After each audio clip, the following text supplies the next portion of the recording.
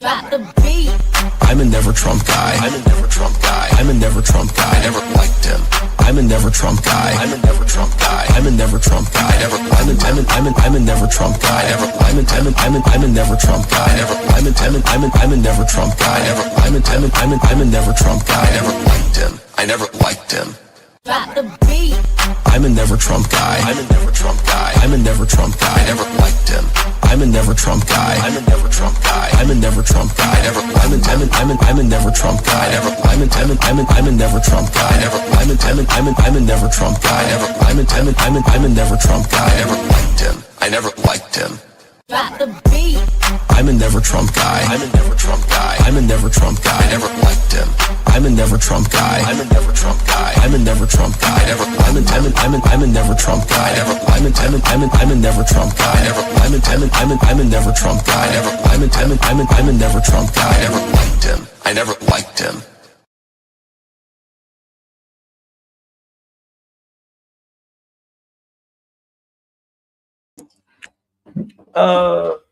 Change the title over here.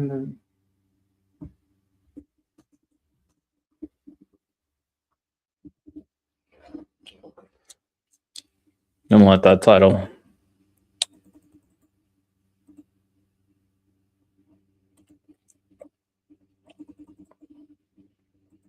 Click farm.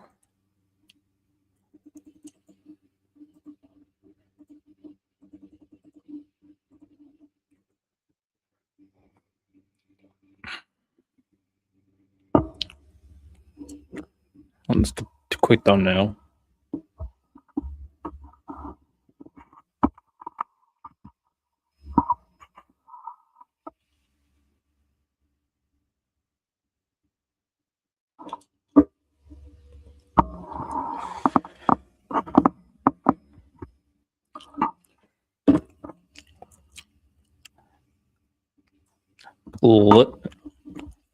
Political drama. Not something I'm inherently interested in, but pretty much a free day today. So I was like, you know what? Let me see it. So there's big drama between Wick, Counterpoints, and Destiny. Spoken to Wick before, know who Wick is, of course. Have a solid, respectful relationship with him. Counterpoints I've spoke to like 2 to 3 times. Respectful relationship with him as well. And then never spoke with Destiny. Of course, I know who he is in the political landscape. And I'm not gonna lie. I have been following the drama, keeping my eyes on it. Sometimes it is good TV. It's kind of like Love Island, where you're just seeing a bunch of drama slop.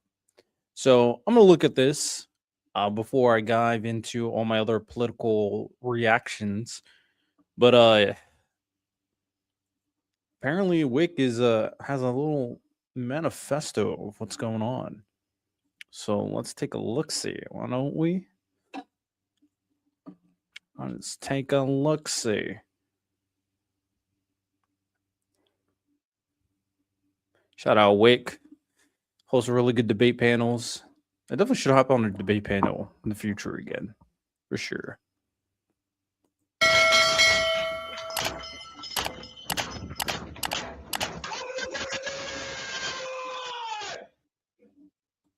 Welcome, one and all, to yet another episode of Wick TV. And today we're gonna cover a little bit of. It feels weird calling it drama slop. It is to an extent, but these are serious issues, serious allegations that have been made, serious real-world consequences for people, and potentially serious ramifications going forward for all involved. And so it's a little odd to call this drama slop, but it was inspired by, I guess, drama slop. So I don't know exactly what term to use here. All that said, today we're going to be going over the fall of counterpoints. I guess an alternative title you might want to use is Erebus's Corruption of Horus. and how it led to the Horus heresy. That's a deep cut for anyone who's familiar with 40K lore, but it is what it is. Everything I say in this reaction, looking at this, I'm not going to speak on whether or not these guys are doing a good or bad thing. That's just not what I'm doing. I'll just speak on things from my perspective. And for me, I don't see me ever going over like people's personal lives because I'm so focused on politics. But I do think there's something interesting in looking at this to kind of navigate and understand the landscape that is the political online space.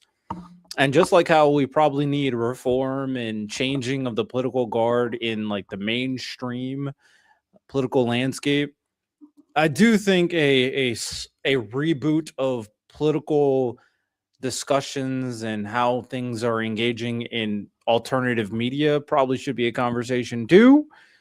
But man, maybe I'll learn how to move properly in this space. And the kind of the parasocial thing that happens when people engage online as well. I guess just to kind of manage expectations. If you've been following this thing for the whole time, there's going to be very little new to you, right? If this is something that you've seen every single stream on this, very little is going to be revelatory, right? Though I think that the analysis that we're going to provide and the framing that we're going to provide might help elucidate some of the inconsistencies that you may be worried about or confused about. And I think we've put together a good document on this in the timeline. But I do want to just kind of set that as an expectation.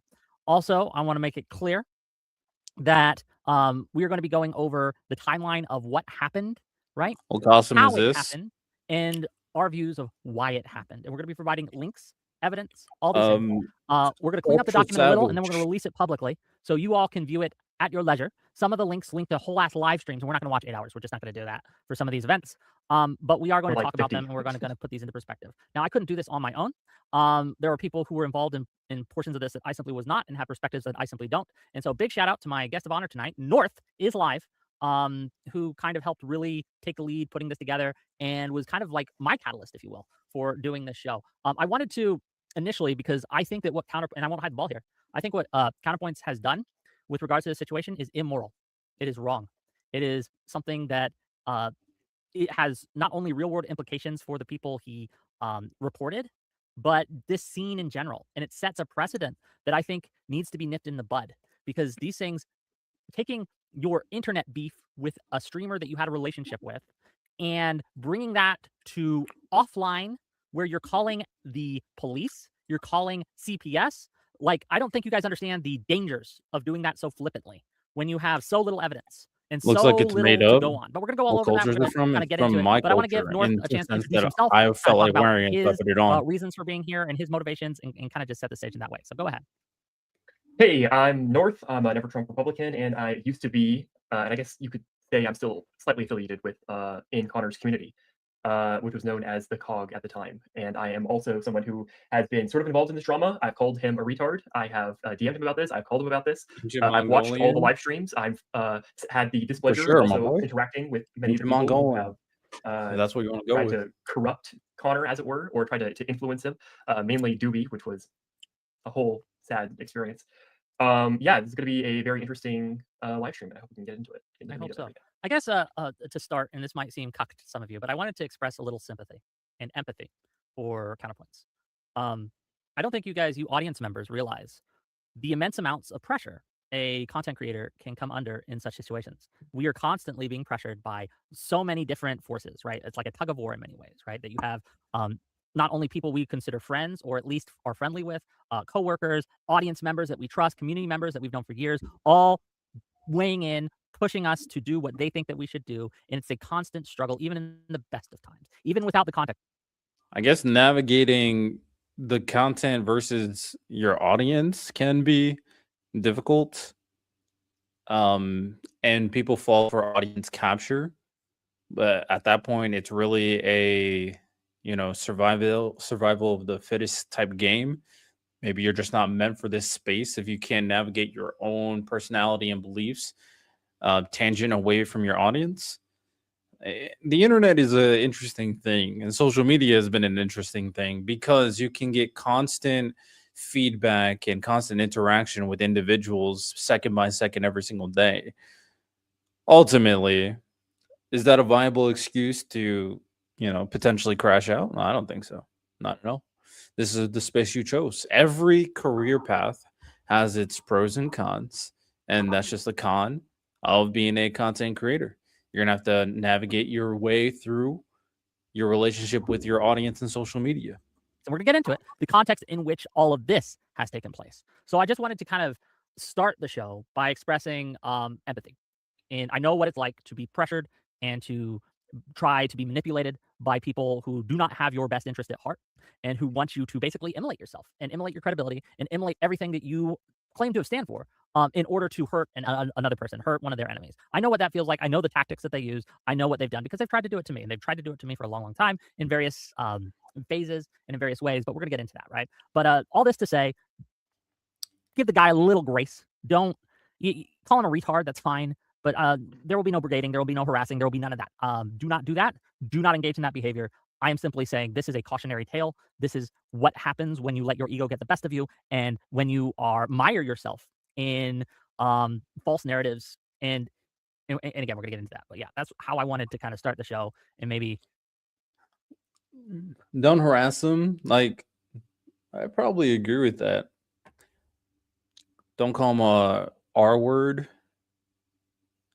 I mean, at the same, or you can call them R word. I mean, if you're gonna go out of your way to feel bad for the person, why don't you just go like, don't do that either? But freedom of speech, and I'm just yapping. It's really not a big deal. Let's get in the meat and maybe have a little empathy for people, but you never know. Okay, cool. With that, North, do you want to start us off? Yeah, let's go. Let's go start this. I forget. Are you going to be sharing your screen? Yeah, I'll share mine. I'm not going to share the thing, but when we click the links, you'll tell me to click the link, and I'll share what we link, and we can watch it together, right? Okay. So, for the timeline of how one falls to the. I won't make any clips from this content. This is the start. We're starting at when the ultimatum came down, right? Or at least Destiny was talking about the ultimatum of excluding himself from any communities, which were going to allow Doobie to be in voice chats and things like that, right? Yeah. I want to be very clear. This isn't the start of everything, but we don't have time to go over years and years and years of stuff. But this is a good beginning. It is not the beginning, but it is good a beginning, and I think it's a good place to start. Anyway, yeah, let's start on the ultimatum. So the ultimatum comes down, and a bunch of people DM me, and I'm sure they are DMing Connor too. And we deal with these in remarkably different ways. So I'm going to play the first link, and this is me, to be clear, confronting Destiny about the potential blacklist or ban. Here, let me get that up. I'm thinking about this. Hold on, let me. There might be a. Yeah, excuse me if it's a little rough on the sharing stuff, but can you see it? Yep. Okay. And audience, tell me if you can hear it. Myself from every community where Doobie is an active chatter, where Doobie's still in the fucking server. I don't think I can handle that anymore.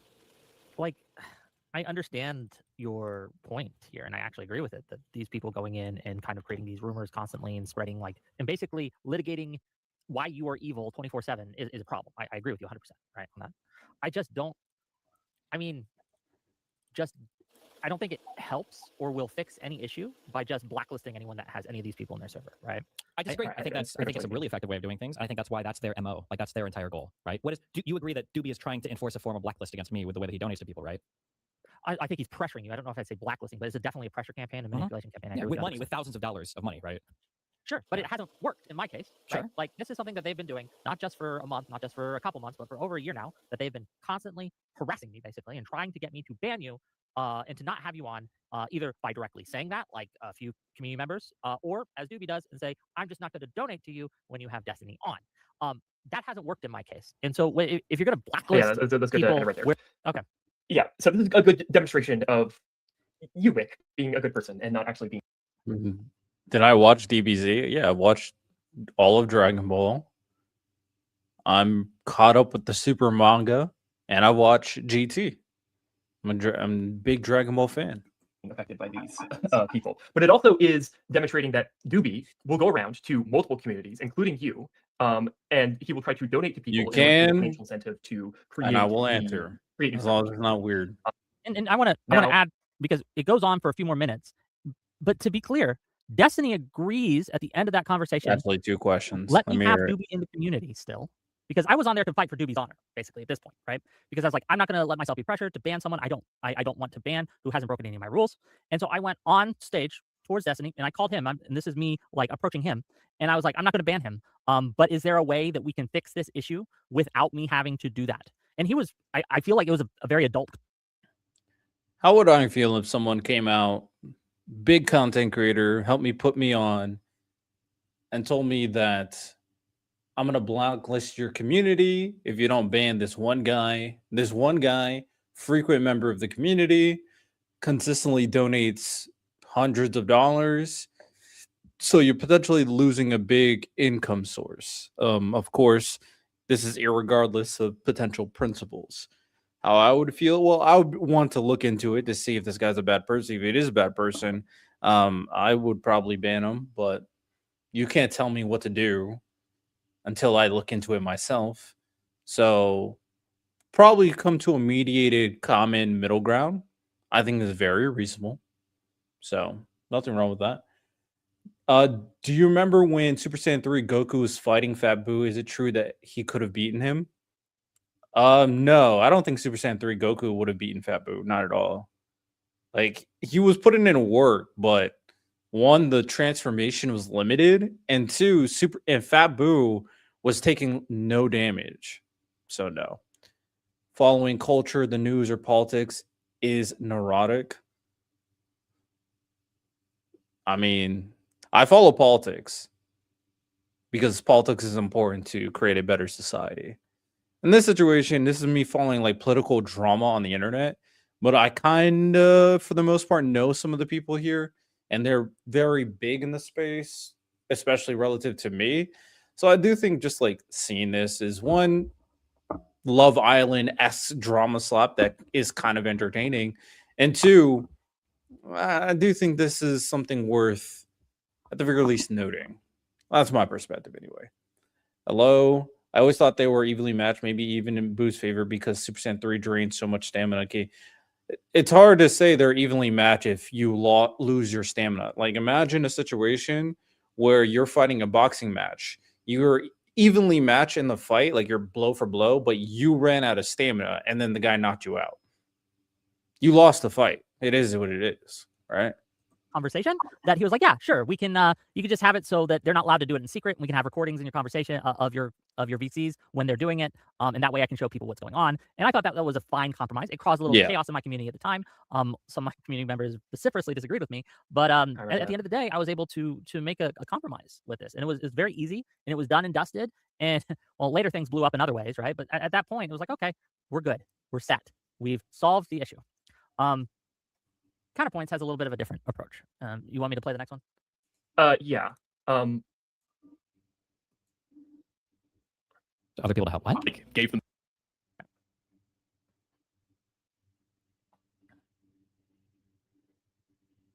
Oh, look, it's me. Anyway, let's go. the opportunity and then kind of like strung them away. Well, Gave them I'm use saying, what they but wanted to hold on, do. I'm not saying. I'm saying I actually asked other people to help. Like I said, we should report this guy. Here's the argument for reporting this guy. I think that's Hello? legitimate. Hi, what's up, buddy? Hey, what's this gayness I'm hearing on the back channels? I don't know. I haven't made a decision yet, but I think they're just excising every part of my life that includes Doobie being in voice chats for 12 hours a day, talking about how I'm a pedophile, rapist, or whatever. I don't know if I want anything to do with any of those Discord servers. Okay. Is that Doobie's principal sin so far? I mean, it's one of many, but I think I can have that boundary. I think it's okay for me. Okay. Well, then I'm calling you from a phone because I'm busy doing shit, but I don't know. I'll text you about it later. Okay, fine, be careful. All right, bye. You know what I wonder in this situation, especially since you have personal contact with Destiny here, if you were not going to expand on the conversation in real time, then why didn't you just have the conversation later anyway? What was the point of confronting it now? Is it verification to confront it later? But you're already curious, so might as well just engage with it later. To be fair, like I have one of those issues where if I want to get something done and figured out right away, I do want it to be addressed. So it doesn't bother me for the rest of the day. That actually really upsets me. So maybe it's similar where he just wants to be sure but then it's going to bother you to eventually have the conversation later anyway. So it's a weird dynamic, especially if you know the person personally. Is that it for this one? Yeah, that'll be it. We're already starting to see something here, which is the Doobie sweep, the Doobie narrative of oh, Doobie didn't do anything wrong. He that's his principal sin, and that's why Connor is of the opinion that Doobie is a Machiavellian character, but his actions so far. Is this one of those black Israelite cult things? No, I'm not Israel. I'm not Jewish either. Do not deserve him to be attacked or I guess unmasked on the internet, in spite of everything that he's been doing so far, which we will get into the whole thing. But yeah, I think Connor always had a bit of a predilection towards defending people like Doobie and defending Starkers, and this clip is very good at showing that. He's enjoyed the kind of commentary community for years. I don't think he's made a secret about this. He's watched Queen. I think we're kind of overloading this this kind of situation. All he said is, "Yo, what's up? What's going on? Okay, let's fuck later." Sometimes people add a lot of narratives and add a lot based off their overall opinion and try to overanalyze or input things that are not really there in terms of people's intent. I don't think that was necessary here to say that he's already sweeping for Doobie. I mean, he said like 2 sentences. He's watched Nicholas Diorio. He's watched Chud. He's watched that whole community. He likes it. It's his it's his soap operas, right? It's his slop that he enjoys. Everybody's a Sherlock Holmes, when man. we talk about what an influencer is and how content creators can influence you. When you seep yourselves into these communities as a viewer, even let alone a content creator, things rub off. And again, we're going to get to that as we go. But right now, what we're doing is just to, again, reiterate to my audience, we're setting the stage. We're setting the scene. This is what's happened, and then we'll analyze it as we go. I'll just leave the chat off. I don't know if you want to pull the Reddit post or not, but I can read it just real quick. Might be useful. Yeah, Destiny makes a Reddit post on his subreddit talking about how he is going to be banning. I don't know if it is specifically Doobie. Well, let's just read it real quick. I think yeah. Let's go through it. I'll just be real quick. So this was posted, and he says, just as a heads up, here is the game being played. And again, this is after our discussions, right? So after me and Doobie both, or not Doobie, but Counterpoints both talked to him, I believe. Is that the timeline? Am I correct in that? I believe so, yes. Yes, okay. So just as a heads up, here's a game being played in the background across several Twitch poll servers right now. Kiwi Farms, the Snarker sub, and Discord server, and several individuals whom I've been involved with in the past, just a Gold, Doobie, Queeman, etc., have been infiltrating and turning several communities against me by repeatedly debating for hours and hours and hours, for months and months and months. I am not exaggerating this, unfortunately. The same stupid talking points over and over and over again. This has been an active project that they have all been collaborating on for over a year, where several people will join Discord communities to make the same arguments or shower people with money on stream to donate negative or disgusting things about me. I have the challenge of balancing how much harassment and abuse I can take from these communities while not actually cutting them off, because it gives the Snarkers a big win in that they can permanently manifest there and continue to rot that community and the people in it until they also believe the same lies and smears about me. So unfortunately, today is probably a win for them in that they've managed to peel off Connor and mark his community as a conquered one. I imagine the next big battleground will be Wick's community. The talking points these people will use will revolve around several things, a few, but not all of them being, and it goes on for a while, but I think that's the gist of it. Okay. So you were part of Counterpoints' community, correct? Yes. How was this seen from that lens? Because I know before this, Destiny and Counterpoints got into a big argument. I'm sure they'll go over the substance of the points being made because they've been repeated several times from both sides.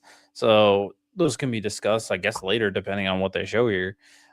After that argument, I was actually in the stream and I was like, bro, you're acting kind of like MAGA, and I got banned from his chat.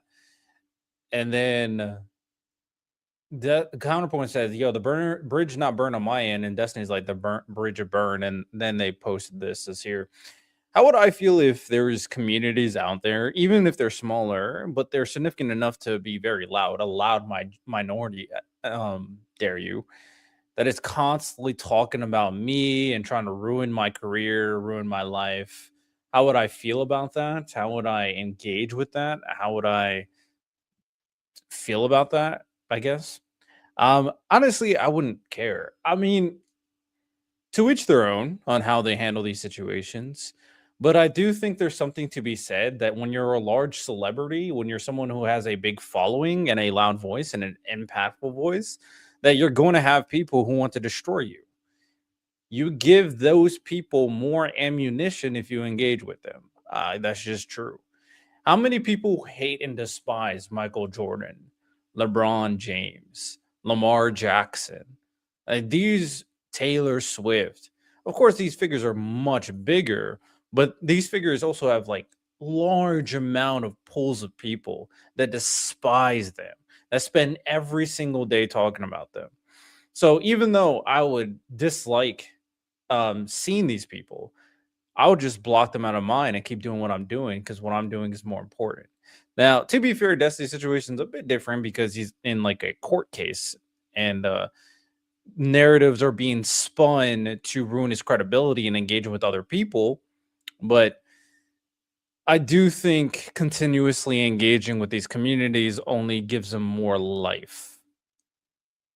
So that's just my starter opinions at the very least. Never really hung out in his Discord or anything. I've seen a few of his shows, and I've talked in his chats and stuff. But I would never consider myself like a part of his community in that sense, right? But you were. So kind of talk me through and kind of set the stage of what was going on at that time within the COG. That's what you guys called yourself, right? COGs? Yeah, the cog. Okay. Yeah.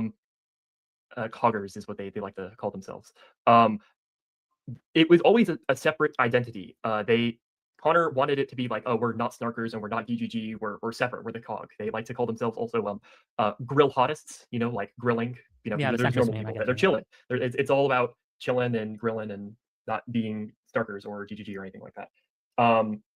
So I think that at the very beginning, there's this fierce, oh, well, we're just not going to be snarkers, we're not going to be DGG, we're going to do our own thing, and we're not going to be influenced by these people. And I think Connor was trying to promote the idea that like Doobie, who had been in his community for a while, deserved to be considered part of the COG, and thus to threaten him was to threaten his whole wider community. And I think a couple people went along with that, but there was also people in his community, myself included, who despised Doobie. And at the time, they did advise Connor to just fucking ban him. He doesn't really contribute anything besides arguing with people about Destiny and Israel Palestine all day. And that was the view in his community back then. I do remember this this whole incident being like the framing of this from the Snarker side and from Doobie's side was that my initial opinions on Doobie is I spoke to this guy twice on debate panels. The first time I spoke with Doobie is on a Witch channel, and we spoke about the utilization of the N-word, and he was arguing against me, who says that people should not be using it, and the N-word and slurs have no value, and people who use it nowadays are only using it because they're edgy. Doobie was arguing against me in that debate, so he's basically arguing, free speech, all that, yada yada yada. My argument was not taking away people's right, but and therefore understanding language is valuable. Language has importance. The use of the slur has no value to people who try to use it, other than irating the people that it's hurt based off historical context. I'm not going to get into it again. So that's the first time I engaged with Doobie. The second time I engaged with Doobie is recently on Prime Kai's debate panel. I've been doing more Prime Kai debate panels, interacting with very interesting people, dare I say. And in that situation, he didn't really say much, but the one thing he did say at the very end that was of substance was he would argue for a pseudo social credit system to determine value of people, and that could take or give certain rights to people based off their social credit. I thought that was crazy. So my opinions on Doobie, other than like seeing some online stuff, is the guy is kind of unhinged, and his opinions are kind of nonsense. It seems a bit anarchical, or anarchy coded. It's like a sense of, everybody should have freedom, but everybody should their individual worth should also be judged. I don't know. Don't really have high opinions on the guy, but those are what I've seen for sure. that Destiny was basically bullying and threatening me in counterpoints into doing what he said or else. And I think that framing is kind of dangerous. It feeds into the narratives that they've been painting for Destiny, about Destiny for years, about how he's manipulative, he's dangerous, he will destroy your life if you criticize him, even mildly. None of this has ever really been true, but it does, if you squint, kind of feed into that narrative that, oh, look, he's threatening his orbiters to ban who he wants or else he'll cut off all contact. But in reality, I think that people have a right to say, hey, if your community is engaging in this kind of behavior, I don't want to be part of it, right? I don't want to come on your show if this is what you guys are going to allow in your community and things like that. Now, it's not how I would handle it specifically, but there's nothing unreasonable about that ask. There's nothing unreasonable about that concern. And again, Destiny showed himself to be very willing to compromise and being very willing to be open with that. And yeah, that's a thing that, like, I think that when we talk about influence, when we talk about manipulation, when we talk about poisoning the well and putting information into people's ears, I think that framing, more than any other, was kind of the catalyst for what happens next with counterpoints, right? That's my opinion. What do you think? I think I would agree with that as well, and I would love to get into the epic response that Connor has with his live stream. Okay, where are we going because next? this What's the is next? What's the next? Quite And to be the, clear, audience, if you're asking me, hurry it up, go faster, shut up. We're gonna go at my own space. We're being thorough because I just want to make it clear. If we are not thorough, this is asymmetrical warfare. What I mean by that, I have to be exactly correct. I cannot make any mistakes here. If I do, it will be used to negate everything I say, right? Any even innocent mistake will be used to toss all of this out. I have to build my argument piece by piece. Otherwise, they will ignore the whole thing and say, well, you never substantiated X, Y, or Z. They, in turn, operate under no such restrictions. They will simply make shit up. They will fabricate. They will lie. They will, yes, they will lie. They will basically fabricate whole ass things that never happened. Alish exposed this when Aiden basically just made shit up about a call or some logs that existed that did not actually exist. He just made it up. Or someone told him that they existed and they made it up, right? It's this rumor mill of insinuation and things like, again, and they'll never be punished for any of that. They will never lose a single viewer, lose any support for any of that, where we have to be exactly correct. So if you're asking me to go faster, I understand you're wanting this to get to the juicy stuff. I get it, but we have to be thorough. And that's why we're doing this way. So dear viewers, give us some grace. Okay, let us go. Let us do this. Okay, what am I clicking on next? Okay, so again, it's interesting how this type of stuff is a one-to-one synonymous to our current political landscape, where people who are for Trump can say whatever they want and lie and never lose support, and then the other side has to be exactly correct in all the facts that they elicit to come up with their arguments. It's crazy how similar these are. Is this a product of the faults of humanity and the kind of duality of man, or is this something wrong with our current political landscape, or is this something wrong with the current political landscape in combination of social media and the internet? I don't know. So the one called I do know, Connor but giving Doobie a conversation softball for another platform. day. So context to this live stream. The Connor takes this as a ultimatum that and a threat. And I believe you are come on this live stream as well. This was on I remember May this. 22nd. I'm not on this clip. But Yeah, not on this clip. And there's a wide variety of people who call in during this thing. And what I think is most important to emphasize is how Connor treats how Connor has Destiny on and how Connor has like Doobie on, and the interesting distinction between the two. Because when he has Doobie on, he is being very soft. There's no real pushback whatsoever. The whole point is sort of like unapologetically platforming him. And then when we get into the next clip, we'll see how he. Okay, just let me know when you want me to stop. Yeah, we're good. Let's go. So yeah, I was just gonna say like a couple things that I wanted to bring up is like there's this perception he's putting out that I'm giving you money to like warp your perception and to like win you over or some shit. And Can I ask you, from your perception, has that worked at all? Absolutely not. I don't think that's what I'm doing at all. I give you $500 to watch a fucking Grow video. Like, like to put into perspective, like I give like $100 to listen to a song that I like. Like and I think the vast majority of my super chats to you are me shit talking you and what you believe, right? Like I'm not trying to win you over. I'm literally just arguing with you through super chat. Like, that's literally what it is, and 99% of the time, right? We rarely agree on things when I'm super chat. So the idea that I'm like trying to win you over or something, like it's so silly. Yeah, I'm trying to win you over with like arguments, sure, but it's not tied to you agreeing with me at all. You disagreeing with me is much more likely to get me to like super chat. And I said this to Wig too. Like if he wants me to super chat more, he just needs to have Telebots on. Because when she's on, I want to shit talk her constantly because I think she's fucking stupid. So I super chat a ton just to shit talk her. Okay, I do want to comment on this argument, right? This idea that, oh, I just give you money and it's totally okay. I'm just giving you money and it's more likely I'll give you money when we disagree. People, I don't know if they're stupid or they just have never experienced someone who is good at manipulating others. when someone's trying to manipulate you or to persuade you or to influence you with money specifically, they don't always do it. In fact, if they're smart, they don't do it directly at all. They won't be like, here's $100 to say what I want you to say, right? Like, or, oh, I want you to change your position. Here's $1,000 to do that. No, they will basically kind of nudge you in different ways. When you are saying things that they want, they will kind of be your friend and be much more friendly and be on friendly terms with you. And they'll be like, here's $500 to watch a grill video.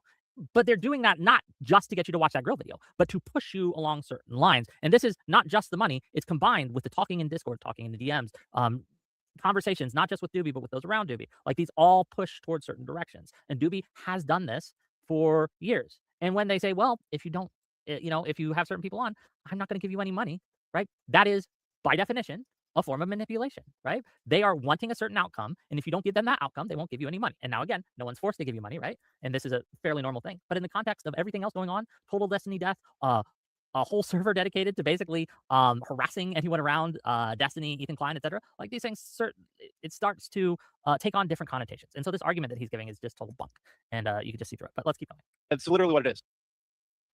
Right. So, like, it has nothing to do with, like, oh, you have to, if you agree with me, I want to pay you more or something like that. It's nothing to do with that.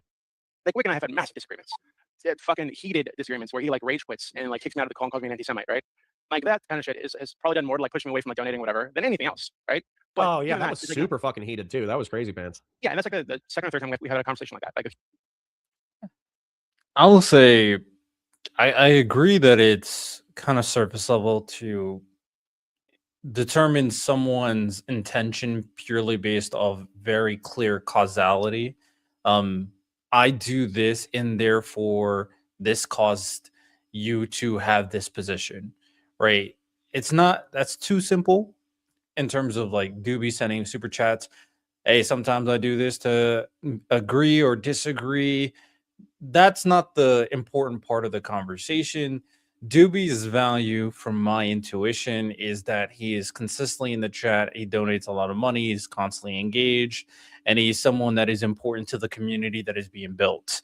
Regardless if Destiny is bringing him up or as a personal friend, the harm that is being elicited here is a loss of an important member of the community, considering his engagement, how much he is there for the conversation, his super chats, et cetera, et cetera. So losing someone like that is huge, right? For other communities that I'm a part of, losing someone who is constantly being a part of it because someone told me that these guys sucks without me knowing anything, it's good. I'm gonna have to do a lot of digging before I make any determination. Not only am I losing something in terms of being able to pay my bills, but also I'm losing a big part of like what makes my community good. A community is obviously the people, but there are pillars. Sometimes they're mods, sometimes they're just people that are constantly talking. There are pillars to make the community seem as engaging as possible. So I think the issue here is not subtle manipulation. I don't know. Maybe Doobie is so sociopathic or psychopathic, where he's subtly manipulating Connor. I don't know. I'm hard pressed to say that. I don't think that's the case. I think there are better ways to manipulate people. I think he's just a core member of a community that is being built, still being built by Connor. I think that is the biggest part here. huge disagreement. That's nothing to fucking do with Destiny at all, right? So, I don't donate to say agree with me. I'm more likely to donate if they disagree with me. Actually, what I've said is, if he's on stream. Okay. So this whole conversation between Connor and Doobie basically goes like this, where Doobie will be on and he will be spouting whatever darker narrative is in his mind, and Connor will not be challenging anything that he's saying whatsoever. It's just sort of like a mindless agreement. And now, let's see, this is not when Destiny joins this clip, but I think this is demonstrative of the sort of hostility that comes on the other end. Are we talking about the descriptively one? Yes, the descriptively one. Yes. True. Which is Okay, not true. so- I so- Okay, let's go.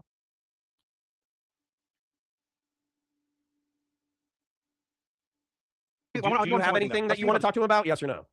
Well, I mean, we can run this. We can run this one thing, Connor. Do you find his arguments for why it's acceptable to dox my kid and his mom, who live in a separate state from me? Do you find those arguments compelling?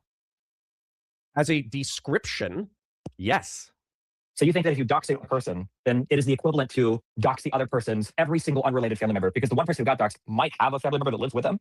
Yeah, sure. Let me go ahead and ask you a question. Okay, Doobie, no, can I I kick you? didn't Can I kick anything you? else. I just wanted to hear that. That's okay. We don't have to Doobie, can I worry about kick you that. so Done, Destiny and done. I can just hash this? No. I don't, Connor, I'm not gonna have a conversation. I don't give a fuck, honestly. Yeah, I The second question No, is. I give a fuck. The second I question give a is- fuck because I think hold on. If we are, I know the thumbnail was a meme, but I think that this situation is actually quite serious, and you are thinking about like complete disassociation from me and Wick. So It's if not serious. Connor, this is not a serious conversation. I want to hang out. I'm sorry. I'm being honest. Like that opinion is so immediately stupid. I'm not even going to pretend to have a conversation with you unless.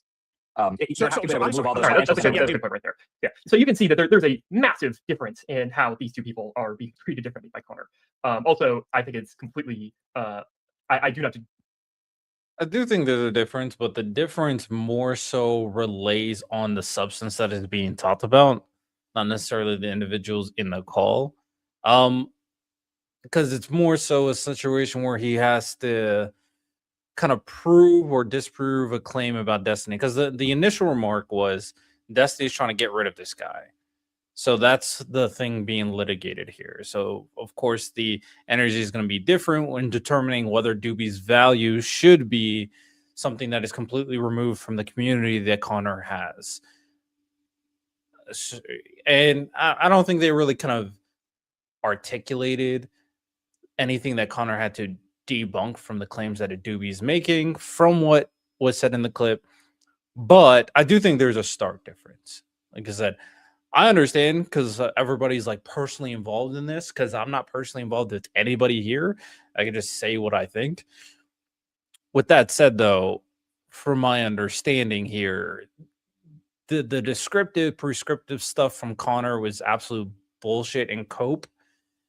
The idea that Doobie can go and make arguments consistently about the validity of someone following a child's life and then eventually using that to interfere with their work is the same as someone doxing you and by extension potentially harming a family that they may or may not know exists.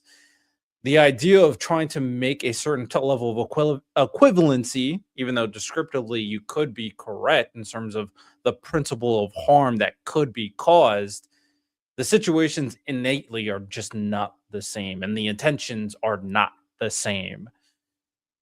So removing the intentionality of the conversation is ridiculous. And you just describing something that descriptively could be true is irrelevant, because people only care about the value of the conversation is the intentionality, the nefarious intentionality of following a kid up until he grows up to ruin his life, and the intentionality of aiming your ire at one individual, not knowing he has a family. The intentionality and the work being committed is completely different. So, yeah, I think that's kind of cope from Connor. And I knew that based off me following this shit like Love Island. They didn't really bring that up, but Agree at all with the descriptive versus So prescriptive. that was a crazy argument comment. that That was a Connor crazy comment. But yeah. gives out. Yeah. It's pretty fucking wild. It's another demonstration of Connor falling for these like starker talking points. As soon as Because, you're saying that what it's Doobie was just like fine. targeting a single individual is the same as targeting not only the individual but their specific family members that are separate from that individual as well, right? And thus, it is okay to go after that person's that's other insane. family Like, members someone who not doxed be like you, so directly now you can related dox to you. their Yeah, it's like a child. whole wild thing. Yeah. Yeah, that if you think that that's in any way true, then you're just a fucking horrible human being. So yeah. Okay. But no, I understand, and I think it's a good demonstration of, we saw the clip where he was talking with Doobie, very friendly, very nice, very cordial. We're like, okay, just explain it. And where the clip with Doobie, with Destiny, I should say, very hostile, very confrontational, very heated, right? And very very threatening, I guess, in a way, from all sides in that. So it just escalated quickly. But yeah, fair enough. Okay. What's next? There is a Reddit post also for the 22nd. I don't know if you see that. Reddit post called Screenshot of Connor. This is just a screenshot of his live stream, which is I think it's good to get into his thinking a little bit of the reasonable and unreasonable ask when it comes to. Okay, in case you can't see this on the screen, reasonable ask. Do not allow snarkers into your community to endlessly talk shit about me, or I will no longer associate, fraternize, debate, or talk with you. Unreasonable ask. Since I, Destiny, have a disproportionate amount of clout and power in spite of and because of, it is safer to ban snarkers entirely, so you do not warrant my wrath or disassociation. But just to let everyone know what that is. Okay, but go ahead. Yeah, I think this is just the demonstration of Connor continuing to be brain broken and unable to understand why Destiny was making the ask of wanting to remove Doobie, or why he would just want to disassociate with communities that would continue to allow Doobie. I mean, Well, he had the option to if he had keep him labeled, in, but he yeah, just if he had labeled these the good faith interpretation and the bad faith interpretation, he would probably be correct. Like the good faith interpretation of what Destiny asks, or his ask, if you will, is yeah, if you have this kind of behavior in community, I don't want to associate with you anymore. The bad faith implication that people have been pushing is that I, Destiny, and the big streamer, I have a disproportionate amount of clout and power, and you will do what I say, because if you don't, you will be punished, right? That's a very bad faith framing of that, right? So again, if you change the labels, it might A big part that doesn't make sense to me is Connor supposedly has a closer relationship with Destiny, and he was unable to understand, not even necessarily understand where he's coming from, because I think he understands, but he was unable or unwilling to engage in a conversation to come to a certain level of compromise. But Wick was, in a matter of like minutes. Did you talk to him later and go like, just had hard stances where it's like, I'm not going to do that, and didn't come to any level of agreement? At that point, one, it is either the relationship in and itself is shallow and Connor didn't feel like saying what he needed to. He didn't feel like he could leverage his friendship to come to a compromise, which means that you're not friends. Or two, Connor's too stubborn as a man to have anybody tell him what to do, and therefore he made a very extreme conclusion on the intentionality behind Destiny and his unwillingness to compromise without even trying to compromise. I don't know what's the truth because I don't know Connor that well, but I don't know. I think it's pretty wild, especially since you said you're going to text him later. Did you guys talk or what? What did you guys talk about? What did you guys talk about? actually be correct. But Reveal the alrighty, and then log. there is the announcement that he makes in his Discord server by the end of the day. okay, let me I'm look gonna at pull that this. image up. Might be best just to keep the share screen on constantly. Yeah, well, the reason I switch is because I don't want to accidentally show something, right? Okay, that's fair. Does that make sense? I want to make sure that I'm not accidentally sharing something I shouldn't. Yeah, no, that's fine. Yeah, no. So this is Al's announcement. This is on the 22nd of May, 2026, the year of our Lord. It says, everyone, we are not snarkers, nor do we tolerate it. But we also don't bend the knee to people slandering us without evidence. Fuck snarkers, fuck DGG. Long live the cog. Now, what's he referring to with the slander without evidence? I think that the slander without evidence is basically accusing. I don't think Connor has ever accepted the idea that he is doing this to ingratiate himself with the snarkers or to like integrate themselves in their community. I think he, even today, because you saw his Twitter replies when he made the announcement for this live stream, he believes that he is a free-thinking individual, and all of the narratives that he's come up with have been on their own and not fed to him by Justical and Doobie and Queeman and all of them. So, well, I'm in best faith here. I think he actually believes that. I think he actually believes he's come to these conclusions all on his own. But good manipulation and good propaganda will lead you to that conclusion. You think you thought of it, but you have been manipulated and guided into thinking that. Led, like a horse is led to water. Okay? Heard it. Or it's possible he always thought this and never really acted upon it. I think that's another thing you can say. I know a lot of people were thinking that counterpoints Connor is a useful idiot. I don't think that is the case. I think he is kind of an edgy dude who's willing to excuse a lot of things, but once you challenge his pride, he's in attack mode, personally. So I think it's possible he's always thought these things, but these things are not a big deal to him until the individual started challenging him, and then, gloves off. Possible. It could be a useful idiot. That's possible too, but I don't know. His character screams something else. He's too smart to be a useful idiot. Towards that conclusion, right? And again, he's admitted he's immersed himself in these communities. And in fact, on the 23rd, right, he goes public with the Brit allegations and talks to Queeman, Justical, Purple Perry Gaming, right? And he goes, and he basically immerses himself in these communities and just parrots their talking points. They are the same. And again, what we're doing now, I just want to make it clear, we're setting the stage of why he is in the headspace he's in when he's making these. There's a reason why in the Bible, pride is the most dangerous sin out of all. Pride is the reason why Satan turned on God, after all. These allegations, because I want to be clear, the immoral part of all of this, for me, is the call to CPS and the call to the FBI. Or I'm not sure if it was the FBI, it might have been just local police, right? Based on all of this, right? And we're just trying to kind of set the stage of why he did this. And again, put yourself in Counterpoint's shoes here. He has been immersed in kind of snarker narratives. He has been streaming with the snarker cabal here, the Queemans, the Gisticles. Doobie's been paying money for years. He's basically set himself up in this community. He's seen as a community member by Counterpoints. And again, he thinks that this is all kind of natural and all kind of, it just happened. But this has been a campaign. It's been coordinated. It's been led. And they've done this artificially. This is on purpose. And I want to make that very clear. Anyway, what am I showing next on the stream? The May 23rd live stream is what we're going to be looking at next, which is if you want to pull up like the live stream, they're not with any timestamps or anything like that, and like roll through. Okay. I just want to show something. I remember being on this one. Oh, is this the I think you. Oh, did I click the wrong one? I think you clicked the specific timestamp and not the one that I was looking at. Don't worry, we can go back to this later. I just wanted to show, just like hover your mouse over the thing and show like the previous parts of the live stream. I don't know if you can show that. Like you can see that Connor is talking to snarkers before. So yeah, the day after he says fuck snarkers, we're going to be like independent. He brings Queeman on his live stream, and he's on for an hour and 40 minutes. Okay, I'm just going Liberals are hay. And who's this guy? Liberals are base. I don't know who this person is. I didn't have. I'm not gonna lie. This is like 50 hours of content that I've had to review for this thing. I understand. Well, this guy's only on for 20 minutes, so whoever he is, not that important. All right, and then this is Purple Perry Gaming, who is a massive snarker. To be clear, Purple Perry Gaming is a guy that said that they should mock Hutch's sister's death more. Yes, right? That's the guy, and he made a video about wanting to turn Hutch's sister into a table.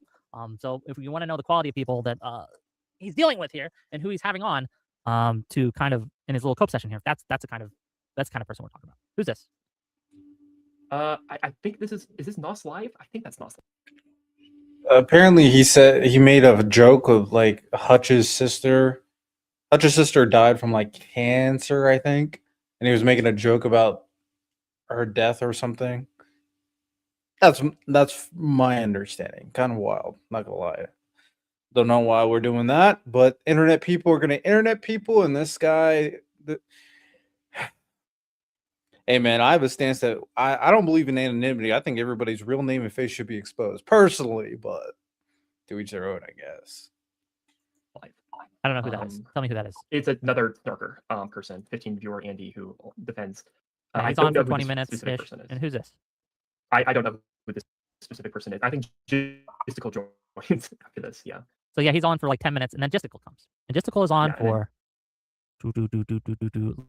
look like at least an hour. Yes, about I would say a little over an hour, hour and 15, hour 20, something like whatever. Yeah, there's a timestamp. So in this call, eventually Destiny joined. I think they joined the Darius' server, the Melting Pot, and they have this whole discussion. It's anybody fucking challenges you on anything there as well. And in order for Connor to get a win in his argument with Destiny, he proceeds to basically leak personal information between him and Lawrence Southern. This I feel is also immoral, though to a lesser degree, right? I think that bringing in people's personal issues and personal lives into an internet argument is always an out. It's wrong to do. You should not do this. This is something that you should avoid, right? Especially when it comes to people's relationships, families, kids, any of that, right? If it's private information, do not make it public, especially for an argument. But let's go through and let's see what he has to say. Even if they love you, you run away because you're afraid of growing up. You are not 13 anymore. You are 40. Oh my God. Grow up. It's all there. Every piece is in place. The Infinity Stones have merged. Yeah, sure. I'll give you one more. You know Lauren wanted to get back with you? Really? Yes. She loves you. She wants the best for you. She thinks that underneath all the sludge and bullshit of your fucked up little life, there is something redeeming about you. And I agree with her. But you are such a fucking asshole that it is impossible to be your friend. It's impossible to be your partner. It is impossible to tell you that you're wrong. It's impossible for you to take a fucking L. So take a fucking L and take a goddamn lap. Connor, if you want a fucking L, me and Lauren have been dating for like 3 months, and we both agreed not to tell you because you asked her out while we were in the middle of dating. You have no fucking idea what you're talking about with literally anything you're saying. Connor, yes, I do. Because we keep going. Yeah, I think that's good enough. Yeah, it's Connor. I think this is probably one of the worst things. One of the things that he is most critical. So, from my understanding, man, this is like fucking deep in the lore. Jesus Christ. I'm a piece of shit for knowing all this stuff. From my understanding, well, one thing I'll say is I think this kind of coincides with my prior rationale that Connor is too prideful Destiny stepped on his pride, and therefore he got emotional and started bringing up personal attacks about things that he knows, and used it to attack Destiny here and ruin him because he already had these preconceived thoughts. He just didn't feel like these were things worth ruining a relationship with, whether it's because he doesn't care about that type of character. Some people are different. Some people don't care about certain character traits, as long as you fill a threshold, I guess. Or there's a dynamic that he thinks that was important to keep, which kind of goes into something a little bit more nefarious. But I don't want to make to that conclusion. It's possible, but I'm not going to make that conclusion that he only retained the relationship because Destiny's such a big streamer. I don't want to say that, but it's a possibility worth mentioning. I think it's more of a pride thing. Anyhow, bringing up this Lauren personal shit is weird. I don't think he should have done it, obviously. And apparently they weren't going out at the time of Dusty saying this, but Dusty only brought this up to note that they tried to get together. They did feel for each other, but it just didn't work out. So this idea of bringing out Lauren as a means to undermine Destiny as someone who ruins his life, he tried, it just didn't work out. He just is incapable of staying in a relationship. And I do think that's something you have to understand, and litigating that online to demean his character. That's the only reason why he brought this up, to elicit a response from the audience that this guy ruins his own life. This guy is unlovable. So, and this is why. That's why he brought it up. So it was clearly an emotional attack. Right now, Connor is heated. His body's warm. He's emotional. He's on the defense and he's on attack mode. So you could understand being on attack mode. I've been on attack mode before. It was nasty. It was disgusting. I don't like it. I don't like it. It's unbecoming of me. I don't do it often, but you can be not like yourself for sure. And Connor's on edge. For sure. Doing, which is basically trying to bring up personal information in order to get a dunk on Destiny, when it's completely unrelated, by the way, to the conversation. Connor, I don't know. I thought he was good at debating and good at like being good faith, but throughout this entire saga, he has continually tried to bring up like adjacent points in order to like substantiate arguments that those adjacent points don't really matter, in order to get like some sort of win. And it's completely bad faith. It's completely disgusting, in my opinion. The idea that you would bring people's personal lives into it, right, as if it matters. Well, these aren't structured debates. They're the only more reason so you like should care personal about a streamer's grievances. relationships is if you were trying to Not have the a romantic same. relationship. Kind of weird. I think it matters then, like the body count of the Personal grievances. People, again, this is the internet thing. Debates are structured. Debates is all about deconstructing logic chains. Connor can do that. He's very good at that. When you're emotional, you can't debate. It doesn't excuse it, but they're just not the same thing. or who the streamer's dating, who the streamer's fucking. Yeah, if you want to have some kind of intimate, personal, sexual relationship, that might be pertinent to know, and you should probably care, right? That should probably matter to you how they do that. If you're having a Depends on professional the conversation. relationship with someone, that does not matter at all, right? You know what it is? It's none of anybody's business. It's nobody's business who Destiny dates, who Destiny doesn't date, whether he's good in a relationship, whether he's bad in a relationship, whether he's someone that people like to be around or not. It doesn't. None of that should matter to you in a room, like unless again you're trying to date them. But if you're not, then who the fuck cares? And to bring this up is very, very weird, and it's very, very the willingness. And this comes out later, and we're gonna get to it because it gets worse. The willingness to bring up personal, private information in order to get a dunk is immoral on its face. This was a mild form of it, but it gets worse, and we're gonna get to that. What's next? Yeah, it gets worse about bringing up private information. The Connor spread snark or chaos thing, or I think it's Connor making the claim. okay, so we're not doing the talk to JStock one. We're doing the one after that. We'll get into that later for part 2. Okay. Okay. Give me a second. This is better than Love Island, man. Okay, let's listen. Oh, ooh, see, fail already. It was a Reddit thing, so it was muted. Let's go back. Reddit. Thank Look you. at this chick. Why do you think he's like this? Because he was molested as a kid. And I'm not saying that in a funny way. I actually don't know if he was molested. But I wouldn't be surprised. I wouldn't be surprised. Again, an emotional response. He's triggered, his body's warm, so he's just saying shit. And this is an example of it. I could be a psychologist. Swear to God. Surprised, and also his grandma had dementia, and his grandma euthanized a bunch of dogs when he was a teenager. What the fuck, Connor? You can't just say like shit like that. But I wouldn't be surprised. I wouldn't be surprised, and also his grandma had dementia, and his grandma euthanized a bunch of dogs when he was a teenager. What the fuck, Connor? You can't just say like shit like this? Yeah, I can. Defense mode, attack mode, just throwing out things there because you want to hurt the person that hurt you. Hurt people. Shout out Santo. You guys don't know who Santo Damn, is. are there any snarker talking points he doesn't use? See ya, retard. He banned me too. Kiwi I don't know if I'm conversation still talking banned point? though. I mean, you explain the promiscuity. Bro, I'm sorry you can't say someone was molested. He might have been. Was he actually molested? No, I don't know. The thing that I do know is his fucking grandma euthanized a bunch of dogs when he was a teenager and it fucked him up. Does he know it fucked him up? Did Destiny tell him it fucked him up? The molest kids thing, the only reason why he brought this up is to insinuate that this guy is mentally broken. Because typically with like mental damage like that, that is a usual indicator, mental health, mental illness indicator of childhood trauma. So that's what he's trying to establish here. He made up the first thing because he's upset, and that's the easiest one to bring out typically when it comes down to people with mental health.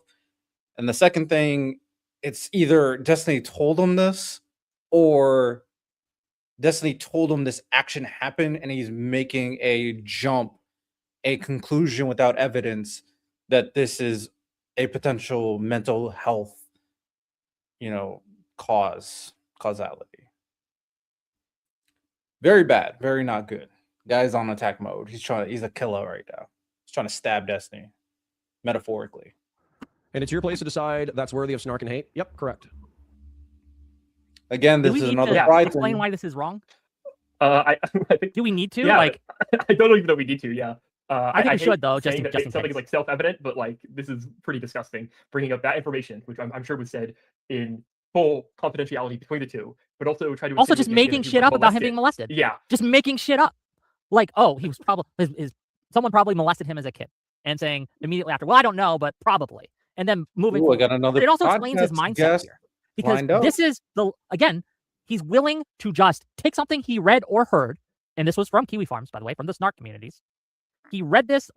For people either watching the stream or watching the video, I have a guest lined up to come on my podcast to talk about a reform for how people can donate to candidates as a means to challenge like big corporate dollars that donate to candidates. It's pretty cool. Pretty cool. Can't wait to have that conversation. It's probably gonna have to be in like 3 weeks from now though, because I'm going to DreamCon next week. Or heard this or was told this. He didn't just make it up or pull it out of his ass. This was something that had been going around for a while. And he's building a narrative in his mind. He's working backwards from his conclusion. And he's trying to explain to himself how he reached that conclusion. So he's willing to just believe things that he hears that fits that narrative, that he has made this conclusion. He's been beefing with Destiny. He got crushed in a debate. He was embarrassed because of the Lauren Southern thing. And so now he's crafting this narrative, right? And he's working backwards from that. And he's pulling these pieces that he's heard and he's putting together this bridge. He's building this bridge to get from what he actually knows to what he thinks or what he believes, right? And his willingness to just do that. That's pretty disgusting. And I would say immoral in and of itself. But it gets evil later. When he does that same thing, and this is spoiler gang, he does that same level of evidence to call CPS on people, to take it from internet beef, making a stream where you're just saying shit, to actually calling federal agencies to investigate into basically I don't know the context of that one. Towards people's families in a way that can ruin lives, puts people in actual danger. And it's traumatic experience. It's crazy. But here we see the glimpse of this starting, of his willingness to do that. His willingness to simply say shit and then convince himself that he believes it because, as he says in the clip, what else explains the promiscuity? Bitch, what else explains someone wanting to fuck a bunch of people? I don't need... No red-blooded American man needs to get molested to want to put their dick in a lot of women, okay? That's just a thing that people... No, I disagree. Typically, there's a reason why you're such a slut, dare I say. You can make a conclusion. Like, one of the things that I have to kind of stop myself from being a, slut, because I don't want to get women pregnant, because I don't want to be a deadbeat dad. I have an inclination not to be that. So I try my best not to fuck all the time anymore, at the very least. The reason why I was like that is because I learned about porn at like 5 years old, and I didn't know any better. So learning porn at 5 years old because you accidentally see HBO Max at night, it can be very detrimental to your feelings about sex moving forward. Like it's easy to understand. You can come to conclusions based off past behavior, and I do think slutty promiscuity can be explained based off your past. Connor is going another level with it though, where he's trying to prove that Destiny's an insane mentally unwell person by bringing up extreme examples of potential psychopathy. He's going a different level, so he's just doing it to try to find a reason to hurt Destiny. Want to do. Now, again, You're right, you that's can very have funny. problems with the way he conducts his sex life, but unless you're trying to fuck him, it should not matter. Why do you fucking care? I don't agree get with it. that. And it's making me mad, honestly, watching this shit again. I didn't think I was gonna be mad if I was gonna be calm and collected. No, but no, this is beyond the pale. Anyone defending it is fucking gross. They are enabling behavior that is evil. It is evil. I don't know. I'm ranting. I'm sorry. Yeah, it is very, very evil and disgusting and morally abhorrent. And I think that needs to be. Actually, no, we'll see that for later. Don't worry, we'll get into it. Okay, so on this live stream, I want to say it's okay to care if your friend is like fucking all the time and not being able to have like a stable life. I do think it's okay to care about that, but litigating that online is cringe and weird in every sense of the word. There's no explanation for that part. That's just you trying to profit off of it. I kind of forgot to pull this up. This is also the first time that Connor does bring up the Brit allegations as well. I don't know if you have the live stream, the Israel live stream, so pulled up. I can pull it up again. Do you have a timestamp? An L. Let's see here now. 5 hours, 16 minutes, and 41 seconds. 5 hours, 16 minutes? Yes. Okay. In 41 seconds? Yes. We're going to get to 37 seconds because that's when the thing will go. Let me bring it up. Let's watch. Strongest example? Yeah. How about Brit? I've never met this person in real life in my entire life. Yeah, are you communicating with them right now? They try to add me on 50 million different accounts, but right now, no, I'm not. Yeah, I know you are. Okay, I'm literally not. I Can bet you my produce evidence friend messages counterpoints? right now. I bet that they probably have a thing saying, "Please add me again." But Steven. you said I fuck mentally ill women. What is the strongest go-to example of fuck mentally ill women? Barry. Anne of War. All right, and that's Okay, that's all you need. This is the very first mention of the Brit allegations. This was not mentioned in the live stream of the previous day. He is now bringing this up, even though the whole thing sort of like blew up over Doobie. Now we're seeing him try to transition this from Doobie to Brit, and first pushing the idea that Destiny is a fantasizing about molesting children, which is very wild. We're going to get into that, but I want Yeah, it we'll get noted, into that. okay? Because with the Brit stuff, Brit's husband or ex-husband now, I guess, had tagged me months ago when Counterpoints got tagged too, right? And he was like, "Hey, Destiny's my wife cheated on me with Destiny, blah blah blah, and someone needs to ruin his life, blah blah blah." And I saw that because I remember it was like, this is a wild accusation, and I was like, you know what? It's none of my business, and I moved on, right? Because it's not. Even if that is entirely true, that someone's wife cheated on them with Destiny, okay, that sounds like a personal issue. I am not going to join your crusade. That's weird. Why are you tagging me in this? And it felt odd. It felt weird. It felt way too personal, way too parasocial. And I was like, I'm not. I'll be honest. If I knew a guy, if I was friends with a guy, and another guy's like, "Yo, this guy's fucking my wife," I would confront my friend. I would be like, "Bro, what the fuck you doing? Why you fucking someone's wife? That's fucked up." I don't think it's wise to just dismiss it. This is not a good behavior. Cheating is not a good thing, especially if you know that they're cheating. I would confront my friend. I don't think it's parasocial at all, but it depends on Wick's relationship with Destiny. If Wick doesn't have a friendly relationship where they talk about personal shit, then I would be like, if I don't know this guy, it's like, bro, we're not on that terms. We're not friends like that. I can't help you. That's a different thing. Fucking with that. Apparently, Counterpoints went all in. And I think that just shows a difference in how we engage in the space. But yeah, that was wild. But the reason I bring that up is because I remember not only was I in the call, but I was watching the chats, right? Just to see what people were saying during that call. And I saw the names that I remember because I have a fairly decent memory of the names involved. They were begging Counterpoints They were like literally begging. They DM'd me that night too, right? Saying, "Can you get him to stop? Can you get him to stop bringing us up? We don't want to have anything to do with this. We're not a part of any of this arguments. We're not a part of this debate. We're not part of this anything. We're civilians, right? Basically. Please do not drag us into this." They were begging him in public in chat. You can go through the logs of the chats and you can see them saying these things. And they were DMing me, and I'm sure they were DMing other people, trying desperately to get him to stop. That was also deeply immoral. To take civilians, right, and to try to use them as a dunk, as a weapon, weaponizing people who are uninvolved in your little spat. Because remember, the catalyst to all this was Destiny didn't want to associate with people who had Doobie in their community, right? That's the catalyst to all of this. And in order to protect his ego, in order to paint Destiny out as some sort of monster, he is pulling things from everywhere he can get them, okay? And this isn't something that he is doing on his own. Remember, this stream that happened was after talking for over 4 hours with snarkers directly on stream. Who knows how many countless hours of conversations off stream that we don't have access to? Chatters in Discord, chatters in DMs, chatters in private communities, right? And also, again, hours of conversation with Doobie on stream. And all of these things are pushing, whispers in his ear, and he thinks he's coming to these conclusions on his own, but these people are pushing him to see Destiny in the worst light possible. And when you do that, you start pulling things like, oh, he was probably molested as a kid. Oh, his grandma euthanized animals.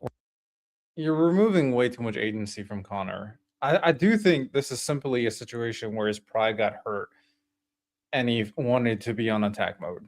I don't think it's him getting manipulated by snarkers. I think he's already thought these things, and Destiny pissed him off, and he went nuclear. Is that good? No. No. But I didn't realize Connor's pride is so strong. I don't really know how the Britney stuff came up, but apparently he already knew about this. Apparently they contacted him. Maybe it's the DM he said.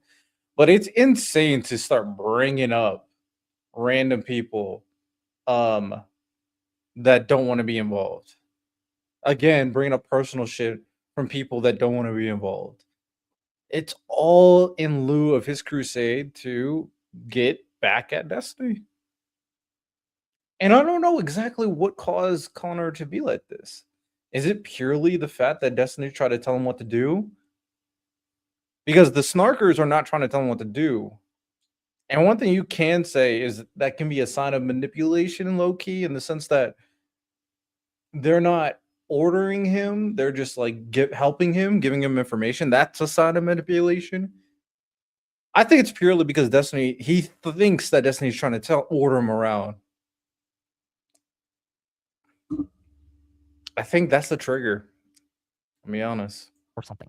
Which again, I don't know if he knows that for a fact or if it was just a rumor. I'm not sure. But that, again, that has nothing to do with anything. And to bring that out as a weapon to try to paint Destiny as some sort of malformed monster, this psychopath that has been built by his past, is not just reckless, but immoral and wrong. I don't know. What's next? Alrighty. So the day after, on the 24th of May, Connor releases 3 statements to his community about what's going on with the drama. So we'll get into that.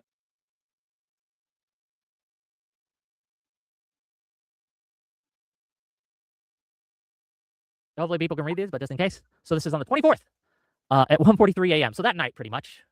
I think that's a.m. It could be p.m. I don't fucking know. Okay, well, we'll just go. At everyone, the good timeline. Listen, everything is going to be fine. Destiny will eventually realize Connor is right. He'll abandon his whorish ways, get back together with Lauren, win his court case, publish a January 6th documentary. That's the first one. A couple hours later.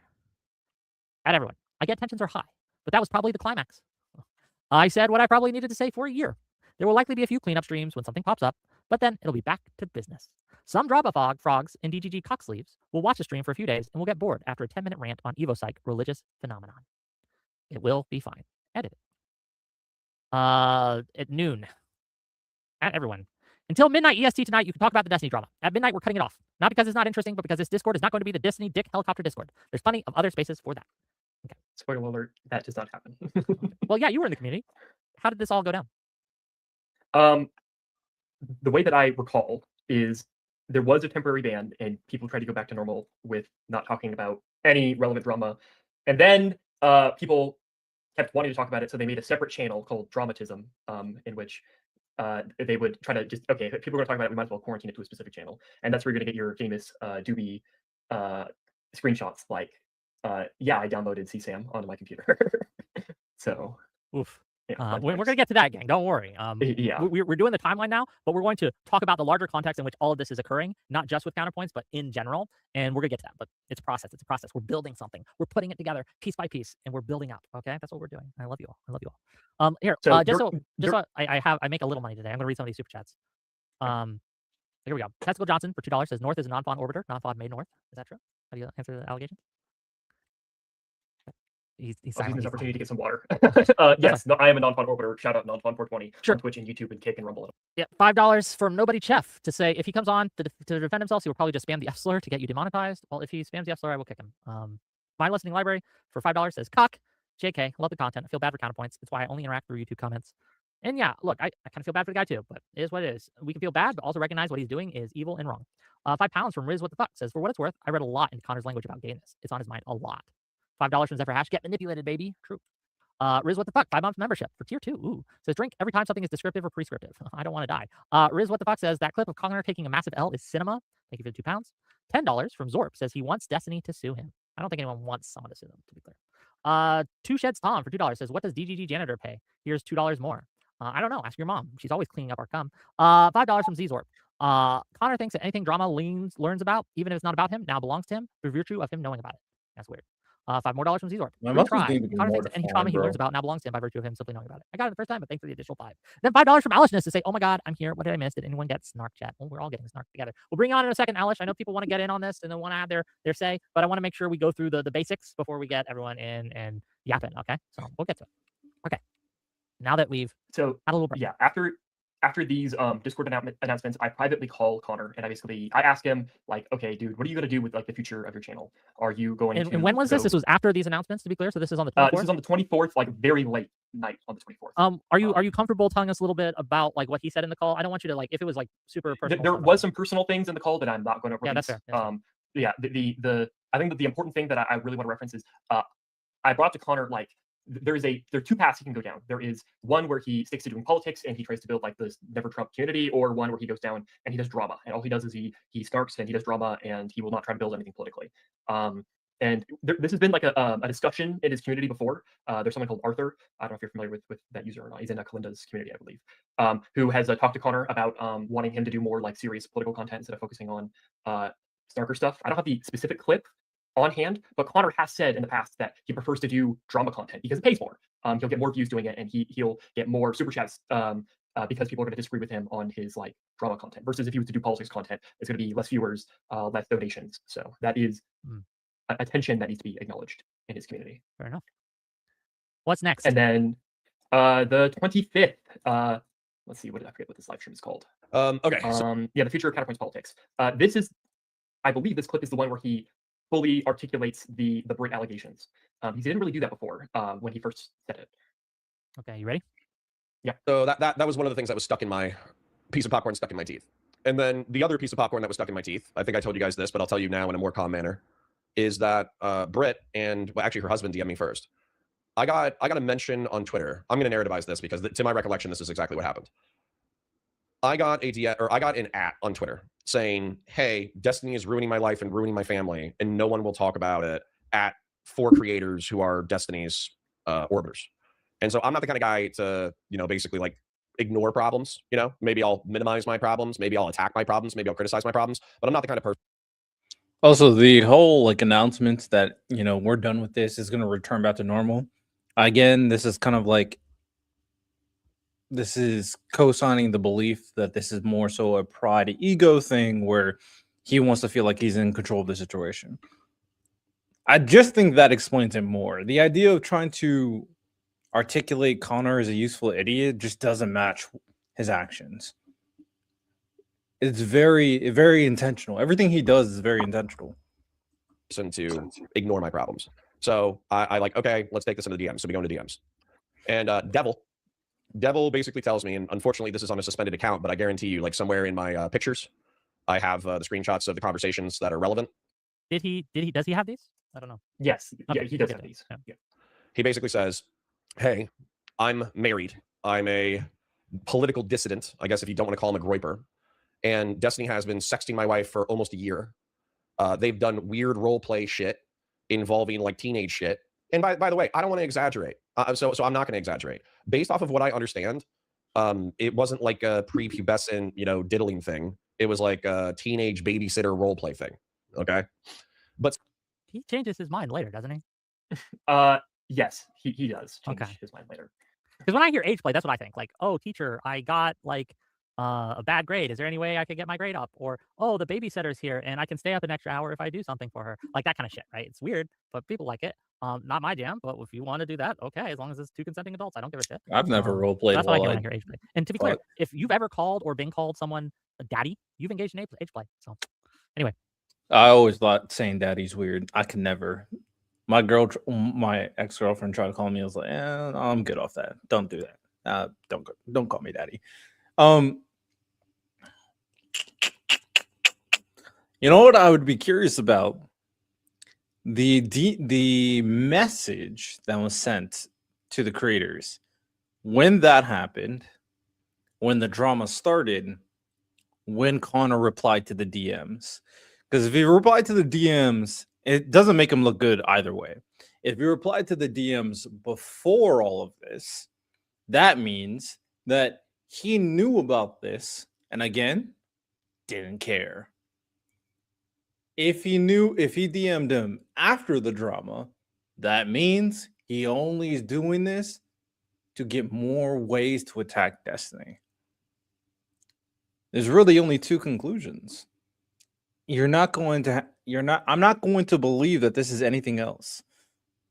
Unless the only way this could make sense for Connor is if all of this happened at the time of the drama starting or after the drama started. That's the only way this could make sense. Still, like, it's fucking weird, dude. You're 40. You're 40. Like fucking why are you DMing random married women in order to pretend to be a teenager who's getting molested by a babysitter? That's fucking freak shit, right? And there's gonna be some dead air for a second because I think I'm gonna pull this up because I think it's important. Fucking my babysitter porn. Because I see this message basically knowing. Is it weird? People, I mean, if you think that is weird, then yeah, you think those sexual kink people are weird. Nothing wrong with thinking they're weird. There are people who have orgies. You could think they're weird too. To each their own. It looks like Destiny blocked me. Doesn't make you evil, unblocked though. me, and then re-blocked me. So I don't know if he had. When are we done with this clip? I think that is good right here. Yeah. Okay. Yeah. So Connor is doubling down on the Brit allegations. He sort of mentioned it before. Didn't really elaborate it on the Israel stream, and then on this one, he further talks about the insanity of the idea that Destiny is Connor's whole narrative is that Destiny is jacking off to the idea of molesting his own children. That is what he's trying to push. I mean, and he's using the Brit and Devil and I think her girl name Layla, I think is her name, as evidence of this. And we'll get into that in a little bit. Yeah, that's later. That's later. That's getting there, right? But yes, when people say age play, they're trying to imply something. But again, if a woman has ever called you daddy, you've engaged in age play. Congratulations, right? When people aren't specific and they use these general, broad, sinister terms, they are usually doing that for a reason. They are trying to imply something that being specific would not actually carry the same connotations, right? And again, as I understand it, counterpoints, no one has seen the logs of these sects, have they? Am I incorrect? No, there's been no logs posted. So all we know is that and Connor age play would have happened. provided them if he had them. Everything outside of that is speculation, and this is where context and the environment comes into play. If you are inclined to think of Destiny as some sort of monster, then when you hear age play, you think, oh, they're pretending to molest their own children, right? But if you are a normal person who hasn't been brain raped, you think, oh, it's like babysitter shit, okay? And here in the clip that we just played, Counterpoints, that's his initial assumption too. Oh, it's just babysitter shit, right? But as time goes on, and as more and more people pressure him, directly and indirectly, as more and more people are whispering in his ear, as he has time to stew, as he's watching the reacts to all his content, as he's watching DGG go at him, and he's getting angrier and angrier, and he's getting more and more stubborn, well, it goes from there. What's next? So on the document, there are 3 live streams posted. You don't actually have to pull these up. I'm just people can reference them afterward. The reason why I linked them is because Connor will, after in the future of the timeline, will talk about how he never brings up Destiny, and he never tries to litigate this on his live stream outside of the one initial blow up with the drama. And I linked these live streams so people can control F and just look up the word Destiny, and you'll see it like 30 times, like every single live stream. It is it's pretty amusing. So he fails basically in his ability to not bring up Destiny, is what you're saying. That's a thing you're. Yes. And again, we'll make the document public. People can go through it in your own time and watch those and do the control Fs on the transcripts, anything you want. Okay, here's another message. It looks like. Yeah. So on the 28th, Connor makes this this big announcement on his live. So it's been a few days, gang. Remember. Oh, you know what? I'm just gonna read it to you guys. Okay, everyone, I will make this clear so people can make an informed choice. My entire life, I've done what I thought was right, regardless of consequence. This will inherently attract criticism from friends, allies, rivals, and enemies. I am in the process of ending a 6-year online friendship with a large creator who I think has crossed the line and will not follow him past. That line is you should not engage in pedophilic and ephebophilic fantasies, especially with mentally vulnerable people. This is a sane position, and for stating my former friend is dangerous to himself and others in public, I am being criticized. I am also being maligned and lied about by my former friends and his fans. Tonight, I will do a live stream articulating the chronology of our relationship, why I admired him, worked with him, and liked him. I will be talking about why even after most people abandoned him, why I chose to stay. I will talk about what I think is still positive about him, but I will also be talking about the negative things I found out about him through no desire of my own. I will talk about why I didn't publish a negative story immediately and why I am doing so now. I want to make a couple comments on this, but explain, and then I will comment. But go ahead. Yeah, so Connor will proceed to upload a live stream in which he is going to try to go over the devil Brit, and I believe this is when we see the Layla thing also pop up, allegations. And Connor is basically, yeah, as I said before, he's trying to insinuate that Destiny is engaging in pedophilic role play in which he's fantasizing about molesting his own children and the children of Brit. And I want to make this clear. This accusation is being made without him seeing any logs, any sexting, none of it. None of it. He hasn't seen any of it. All of this is based on hearsay, rumor, speculation, and I heard someone else say this other thing that this other person texted me, or I caught a glimpse of in the corner of my eye and someone else was scrolling their phone, or things like that. And remember, the people who are initially telling him about these things are people who are going through it. This makes me think negatively in terms of the idea of 1, friendship, or 2, ego. I just don't know what could be Connor's rationale. Not necessarily the narratives that he's trying to elicit in terms of Destiny being this bad person who's conducting these actions. I know he's going to use that as a means to say that Destiny's bad, and I'm just explaining you as a... No. There has to be a trigger point for you to engage in this conversation and make content about it. And if your only explanation is that I do it because I want to, again, that reinforces my theory that this is a pride thing. Connor's pride was hurt, and now he wants to retake control of the narrative, especially since his image is being attacked. A bitter divorce. Someone who is in a state of mind where they tagged me and a bunch of other creators to try to hurt Destiny because this guy's wife was cheating on him with Destiny, which, you know, affairs are bad. You shouldn't do affairs and things like that. Naughty. But like, none of my business. But this is a mindset. And these people have changed their stories over and over and over again during this whole thing, right? It's insane. It's insane. And to imply that he's engaging in pedophilic and ephebophilic fantasies based on that information is pretty intense. Because remember, technically, if you've ever had a babysitter fantasy where you were a young 16-year-old man whose mom and dad hired a hot babysitter to come babysit you, and you had sexual relationships, if you ever fantasized about that, technically that's a ephebophilic fantasies, okay? You understand how when you're specific, it can... I don't think you should bite that bullet. Ephebophilia is from like 13 to 18, right? I don't even want to look this up, but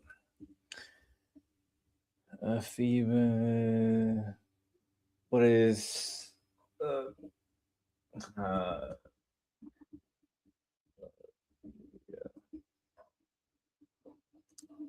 make people go, oh, is that it? But if you're general, be like, it's a ephebophilic. Oh, so it's 15 to 19. Why did I think Oh, hebephilia is like 11 to 14. Ephebophilia is 15 to 19. All this shit is weird as fuck. I'm not gonna lie. People are like, oh shit, and their imagination's filling a whole bunch. But yeah, it's all about the framing. It's all about I do think there should be distinction from like people who have those weird fantasies that of like 18 and 19-year-olds. Still weird, especially if you're in your 30s or 40s. And that means you like them young. And then like 15 to 18. I don't give a fuck about the distinctions. Everything under 18 is pedophilia. Personally. Just think of them as an adult, bro. how you present these things. And again, right here, he is going to make a whole stream on, and this is bad enough, right, to make these accusations without actually seeing any specific evidence, right, any direct evidence, I should say, to make these accusations. But he also calls federal authorities based on this information. But we're going to get to that, right? What's next? Let's see here now. Well, there's a part 2 to the thing that I don't think you finished. Oh, there's more? Oh, shit. Okay, never mind. Yeah, it's a two-parter announcement. It's very long. I couldn't fit it all in one screenshot. Okay. He says, I do want my channel. Sorry about this. We didn't rehearse this beforehand, gang. We're doing it live. Okay. I do want my channel to be about news, current events, geopolitics, history, and the occasional drama. I do not want to become a drama commentary channel. But I also will not ignore that I think is right because it makes my friends, fans, moderators, Discord users, chatters, chippers, or Oilers uncomfortable. I would rather lose my income and go back to construction admin than ignore the truth. If you are a friend and can't be my friend anymore, good luck and Godspeed. If you are a Discord member and have to leave, leave. If you're a chatter and can't chat anymore, okay. If you are a chipper or oiler and can't chip or oil anymore, thank you for your previous support. Good luck and Godspeed. The truth hurts. When you ignore it, it will hurt you even worse. Long live the true cog. Emojis. Okay, is that it? Is there more? Did I miss anything? That should be it. Yeah, for that specific one. Okay. Sorry again, I missed the part. Whatever. Cringe. Trying to make himself look like a martyr. On the 28th, he does this live stream, and I think the biggest thing about this live stream that happened that he's referencing in this Reddit post is brought up on this. Are you talking about the devil Brit husband react? Yes, the devil Brit husband react. Reddit post. Yeah. It's Reddit, so I have to. Yeah, it's a little bit finicky. Okay, let's listen. So, I've asserted. Okay, context here. This is the husband, right? The one that tagged me, the one we're talking about, the one that was like, Destiny's been fucking my wife, blah, or sexting my wife, or whatever. Right? This is the guy that's on stream right now. That Brit engaged, based off of your information, by the way, that Steven and Brit engaged in age role play, step-parent role play, involving your family's children back in the day, like November and last year. All right, in terms of age play stuff, like, I mean, that's pretty much out there. Everybody's saying that. That's pretty much. But in terms of the Mr. Girl stuff, if I could talk about anything, I guess. From what I understand, she played up a lot of that because she was like watching Mr. Girl at the time and blah, blah, blah. And when she wrote in, she elaborated a bit, is my understanding and what she's telling me. I don't have any direct knowledge of that stuff. So what is your understanding? Because obviously we had a conversation in November. Yeah, and I think that you told me something almost identical to what Britt wrote into. Okay, so that answers one of my prior questions. He knew about this since November. He's bringing this up now. Again, you got to question the motives. Is this to really help the guy, or is this to reinforce your pride and prove that you are not a bitch? I don't know. Mr. Girl. So where was that coming from? She never told me like the parts about him or her being turned on by him actually doing it IRL. Like none of that was ever mentioned. It was always just, hey, this is a thing that happened one time. He didn't really want to do it, but I kind of wanted to do it, and we both felt bad about it and didn't do it anymore. That was the story she gave me, but never denied it happening, of course. But that was like, it wasn't this ongoing thing, supposedly, from what I know. But like I said, I'm just going off. I never saw the logs between them. It was mostly like on Discord, etc., or whatever, her stuff. So I'm 100% just going off what she told me. Yep. Now, Devil, I'm gonna do something rude. Okay. All right. Okay. All right, so I'm gonna disconnect this call and I'm gonna point something out to chat. That is the end of the clip, but there is a segment after this where he does disconnect him, and he shows a single clip of a text where Devil, the person in question, says, "I will come on, but I'm going to downplay stuff." So just context there, so everyone knows. Not in this clip, but I think it's important context. Yeah, I think this is demonstration of Devil, one, not being there to witness anything. So anything that he's talking about is hearsay. And then two, establishes that Connor, it doesn't matter what you want. Can't make Connor look bad. which is why he had to show that text message. I also question why Devil would even say that to him. Makes him a pretty unreliable reporter. It's weird. It's weird. All this drama slop, it's weird. All these conclusions and accusations people are making, it's weird. Everybody's emotional, they're feeling some type of way, and they're taking it out and making content and making money off of it. The internet is an interesting place, don't you think? Devil basically retracting any sort of claims of they were fantasizing about like molesting their own children. Well, or the idea of like, it also molesting their own children. demonstrates that this man is willing to just say things. That he's willing to Yeah. just say things, right? And When if he gets something emotional, contradicts him, when he like literally gets one of the upset. people that he's referencing, Yeah. he'll ignore them and he'll Yes. just like Yes, he'll just say what he is what I would call a very unreliable narrator, right? All the people in this story, to be clear, are pretty unreliable narrators. They have demonstrated that they are willing to just say shit, right? Britt has demonstrated that. She's changed her story on this multiple times. Devil has demonstrated that. He changes his story on it multiple times, sometimes making it worse, sometimes making it less worse. So what is true? What actually happened? Without seeing more evidence, I could not say. No one here can. Counterpoints cannot say. Because again, he admits this later. He doesn't have the evidence, right? And we're going to get to that. He admits it directly. To call CPS based on that is immoral and evil. Someone you know is a liar. You know has made shit up. And you believe them when it suits you, and you don't believe them when it contradicts you.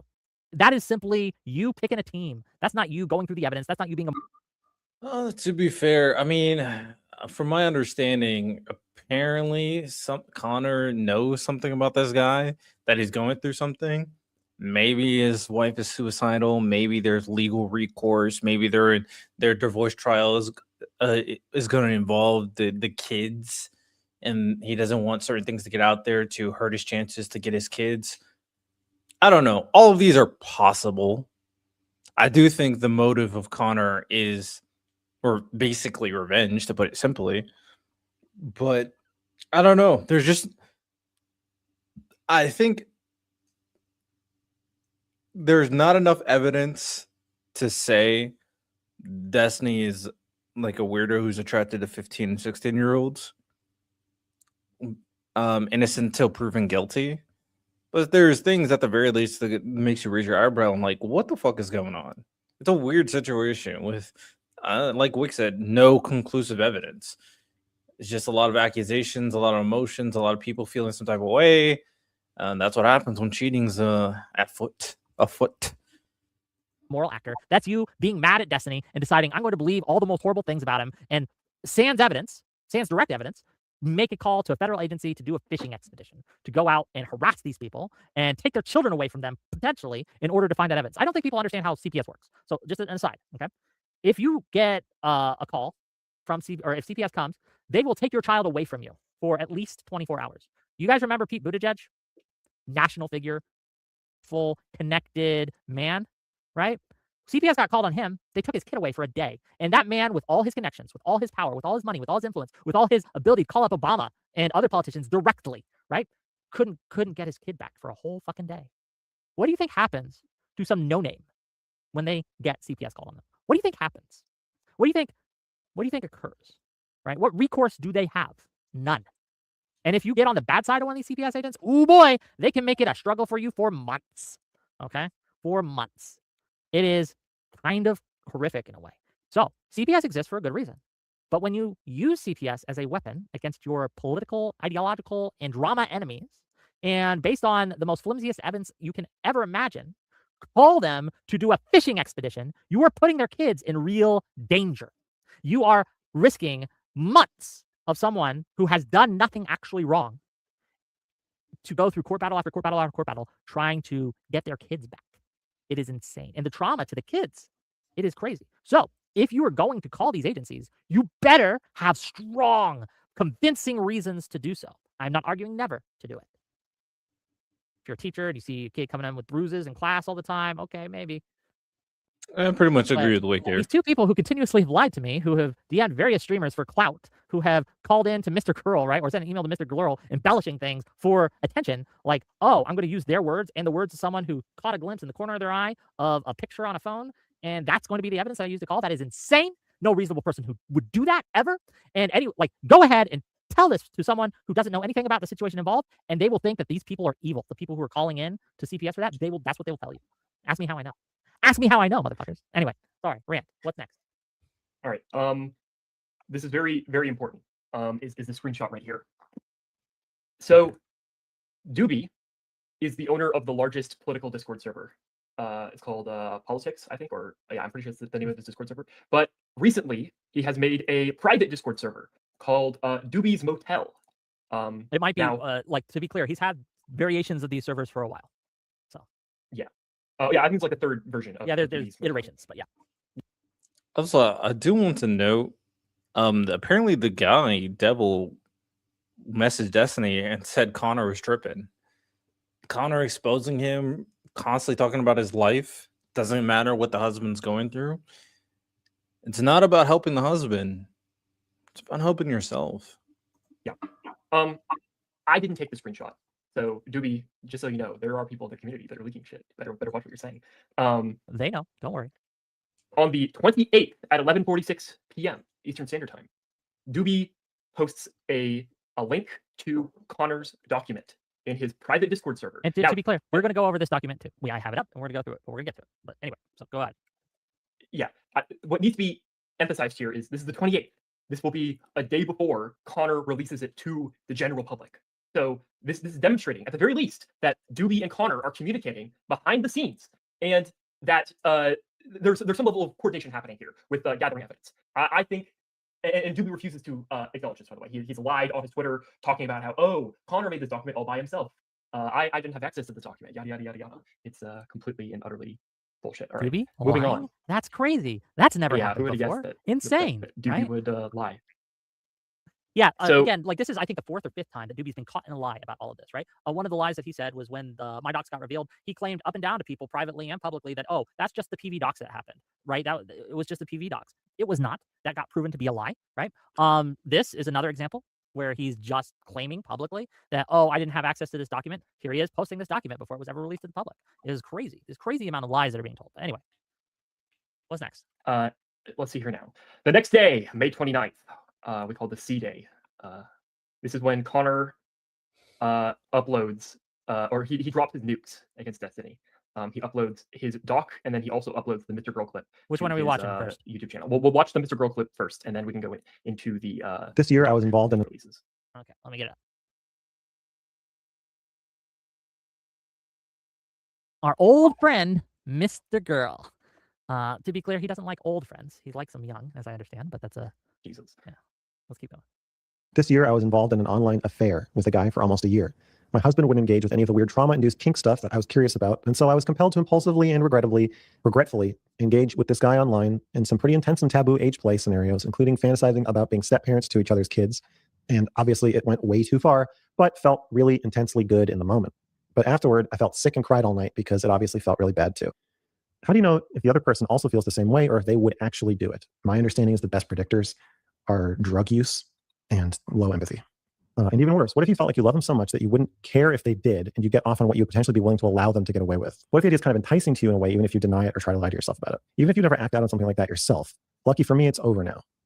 If you're saying that you doubt your willingness to hold boundaries in real life, then that is danger. Yes. Go ahead. And then let's go bring up the Connor document. The Brit document? Okay. Yeah, the Brit document. Allegedly. I mean, from that clip, one, if someone sends something anonymously to get help, and then you use this as a way to attack other people, again, fucked.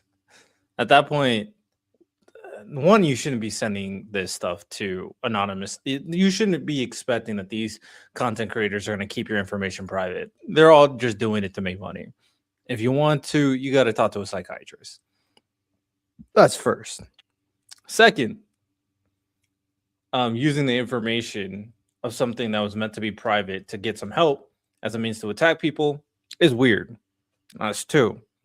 And three, I mean, you can come to conclusions about something being nefarious. That's a conclusion you can come to. Or you can say she felt really bad because she's cheating on her husband. That's another conclusion you can feel. You can come to as well. Especially since you're doing stuff you wouldn't do with your husband. Who knows, right? Who knows? Connor made this by himself. Obviously, we have evidence that this was posted in Doobie's Discord server the day before. So to be clear, I just want to point out as that well. there are people. I don't know if this has been edited since I pulled it up. I see people in there, anonymous people. So unfortunately, I cannot verify that they haven't been fucking with this as I've been going. Right? Do you see the anonymous people? I don't know who they are. I just noticed this just now when I pulled it up. How long have they been there? Have they been editing things? Have they been deleting things, pulling things up? Anonymous Frog apparently has editing powers right here. What have they been doing? I don't know. So I wonder who Anonymous Frog is. Well, no, to be clear, they just assign you animals, right? Like this I is- know, I'm yeah, making a joke. yeah. So I can't verify the integrity of this document anymore, unfortunately. Is what it is. I do know that this document has been edited after its initial release. I have a copy of the original document when Connor first made it. This one, Yeah, but like has been edits touched up that a little he bit makes because himself, right? Is I think fair and fine. Like before, like just a. There's a difference between editing someone like, oh shit, they're looking it up now, we got to edit it, versus, oh, I released it and I'm going to change a few things, right? So I don't know. Well, you can look up the edits of the document to see if it's been edited recently. You can look that up. I'm pretty sure, depending on your access, you can look that up. Brit was fully doxxed in this document when it was initially released. Oh, there was well. a full government name. In Yeah, it. then it's good that they edited that out. Yeah, thank you, Connor. So this first screenshot you're seeing right here is, I believe, Devil talking in Destiny's kick chat, saying that he has proof. Let's see here now. We can go. Okay, I think you have to read it bottom to top. Sure. This is on basically the 11/23/2025, just to let everyone know. Yes. And yes, it does go up in time, so I'm gonna just read this for you guys. And to be clear, this is what Counterpoints has presented as evidence. This is what he considers substantial enough evidence to contact federal authorities. So just keep that in mind. For those who don't know, Destiny has been having an affair with a married woman with children. His girlfriend broke up with him and threatened to expose him as a pedo. She was sending him pics of her kids. I have proof. It was my wife. We're split up now. That's why blank or whatever her name is left him. They were doing weird age play stuff, and she sent him pics of my kids. No, BH. She's been in here. Brit, my wife went to her mother's yesterday. She's probably talking to her right now. I hope he effing kills himself, but he's a narcissistic freak, so I doubt it. Delete the pictures of my children off your computer, you sick freak. Delete solicit pictures of children from mentally ill housewives. He manipulates and not proof. Acknowledge me, freak. Pedo cults. You should try. Nobody loves you. Blah blah blah. So again, just some context for people. This guy's just been cheated on. He's crashing out, and understandable in such a way. But like when you're talking to someone who has a family and you're trying to have a romantic or intimate relationship with them, they will often send you pictures of their life, right? Whether it be their dogs, their kids, their families, right? Their mom and dad. That does not mean that you are trying to fuck those people or those dogs or those kitties or whatever they're sending to you. So the fact that she sent him pictures of her kids is not evidence of them doing weird sexual shit with those kids. Does that make sense? Anyway. Yeah. Thank you, Wick. I'm just letting people know because I don't think a lot of people don't touch grass here or have actual relationships outside of the online space. I'm just telling you how it is, okay? November 23rd. It's a reasonable thing to say by week. This is Devil, apparently. Hey, you don't know me, but I'm Brit's ex-husband, the woman that was sending pictures of my children to Destiny, doing the weird age play stuff. I'm about to be going through a messy divorce over this, and I'd really appreciate it if you could give me anything that might help. I understand if you don't want to involve yourself, but she told me blank. Thanks, Jeremy, apparently. Is that public? I don't know. Oh, fuck. I don't know. This is what Connor released publicly. So well, hopefully it's not. Sorry, Devil, if it is. Damn, I didn't catch that till just now. This is from Devil if you as want well. to go through all this or not, if you want to be like overly thorough, I can give like a brief summary of everything. Yeah, give a brief summary, sort of but like in there. also post a link in my Discord to this so people can look. And remember, people with edit access have been doing Gen chat, and so we don't know, right? But yeah, there's a few allegations, but I do want to kind of at least summarize this because I think it's important so people know what the evidence is. Again, there's texts where basically she said they sexted on Snapchat and would do roleplay stuff that involved them as the step-parents, my daughters and sons, like pedo shit. She also said she was sexting him while he was on the bus with so-and-so for that field trip. And he was saying shit like, talking about how a few little girls on the trip were hot and he wished he'd come to his room, et cetera, shit like that. I've recorded on my phone talking about the Snapchat sexting pedo shit. Has he released those recordings? Do we have those? No. Okay. Yeah, see, this is the thing. When someone's going through a divorce like this and they want to hurt the other person, they will make shit up. And again, this person demonstrated he's willing to just make shit up and say things based on his feelings at the time. So very unreliable narrator. I will say, as a content creator, I get DMs all the time saying, so and so did this, right? They're a pedo. They're a horrible person. They did this. I saw it. And when you look into it, no, they didn't. No, it wasn't. They're just stirring shit, or they are mad and they're trying to make shit up. People make shit up, like Lav, right? You guys remember Lav? Okay. One of my mods got accused boy. by Lav. They were in a private, I guess, call backstage or something, waiting to get on my stream. And she was like, I'm going to say to everyone that you molested me. And she just said that, right? That she was going to do that. Like, people do this in this space, unfortunately, right? They'll just make things up and they will say things. Crazy. But yeah, this isn't new. And people using this as like fucking evidence are crazy to do so. And Counterpoint should know better. He's a creator.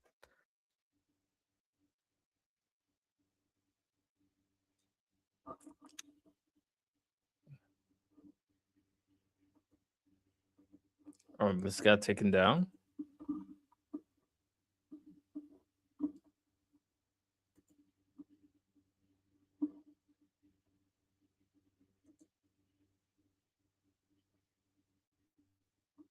Oh, why do we take it down? Is he taking down lives now?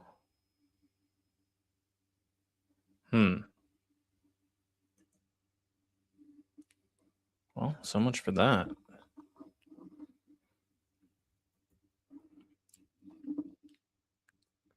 I wonder if something happened that forced him to take it down.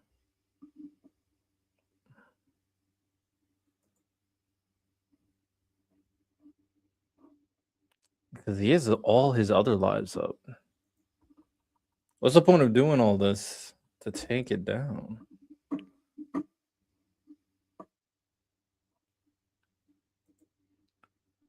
Let me see. Let's see if I can find something out.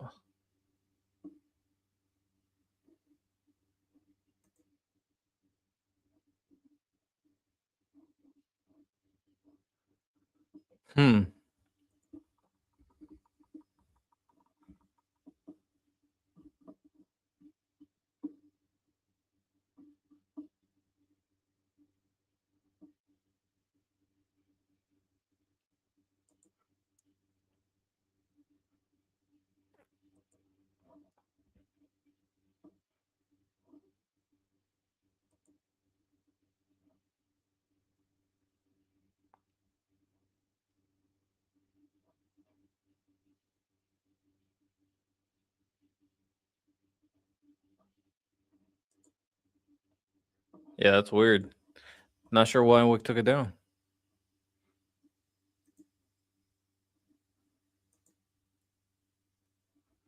Maybe Prime plans to make it a VOD? Unsure. Let me see if Wick said anything on Twitter.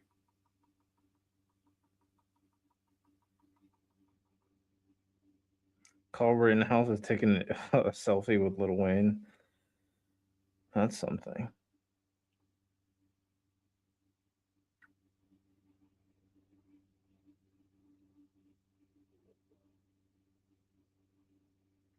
Yeah, no idea. We'll make a video of it then. If he felt it necessary to take it down. Just find it a little odd.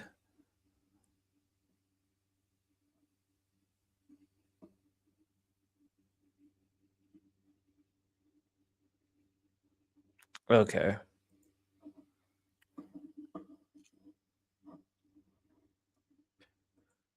Well, I have some other things to react to before I talk some politics.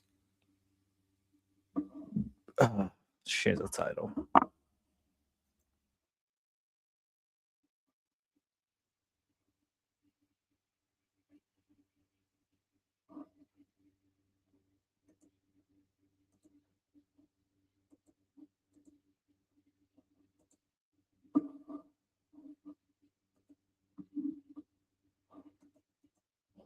Okay. Let's react to this.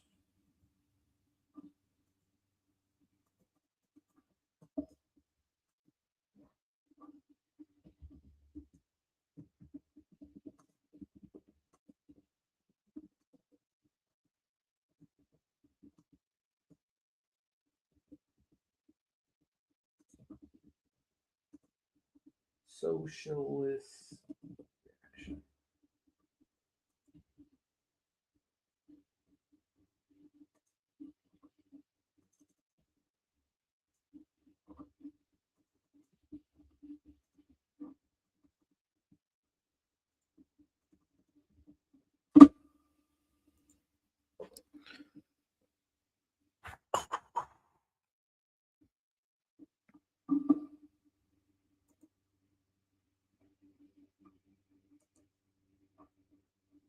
not letting me change the title.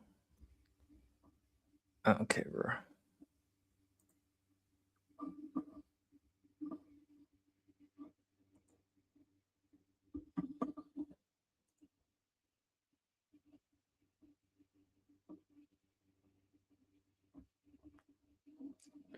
Why is it being difficult?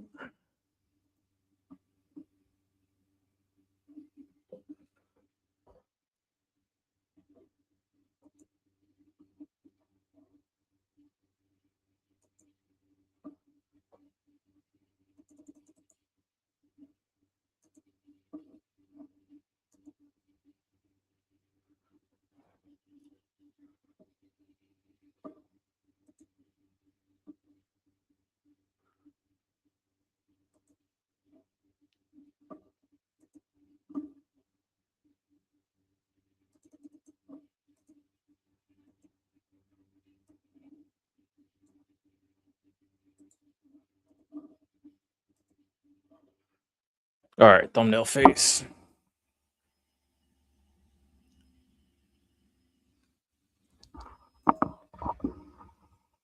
So we got another political debate reaction. Actually, before I do that, let me turn on my fan. It's getting hot in here.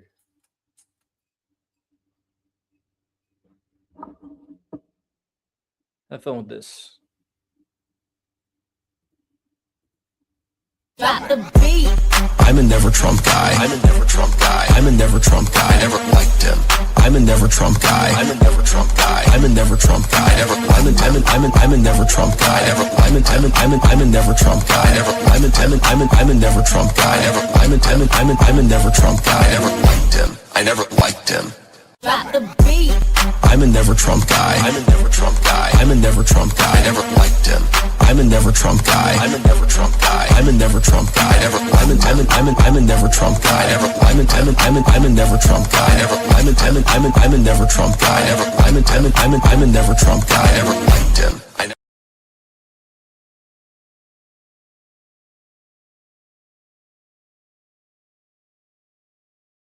Right into it.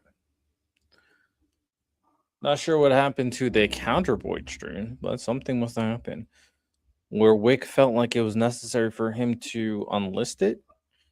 Not sure why, but let's talk about this. Jank versus actual justice warrior on a Brad debate stream. Now, this is interesting for me to watch, especially considering Jank. I don't consider him on my side. I feel like he's very cringe, to put it nicely. And I don't consider actual justice warrior to be on my side either. So this one should be one where I probably don't choose a side. I'm guessing since Jank is anti-MAGA, I might lean him more, but let's check it out. In a very anti-American direction. They're electing quite literal communists that support Vladimir Lenin. Are you a dishonest son of a who's going to represent the donors? So under no circumstances would I vote for someone as extreme as an incumbent. I mean, you could filibuster, but it's just a denial of reality. Where are you at on abolish ICE, Jank? So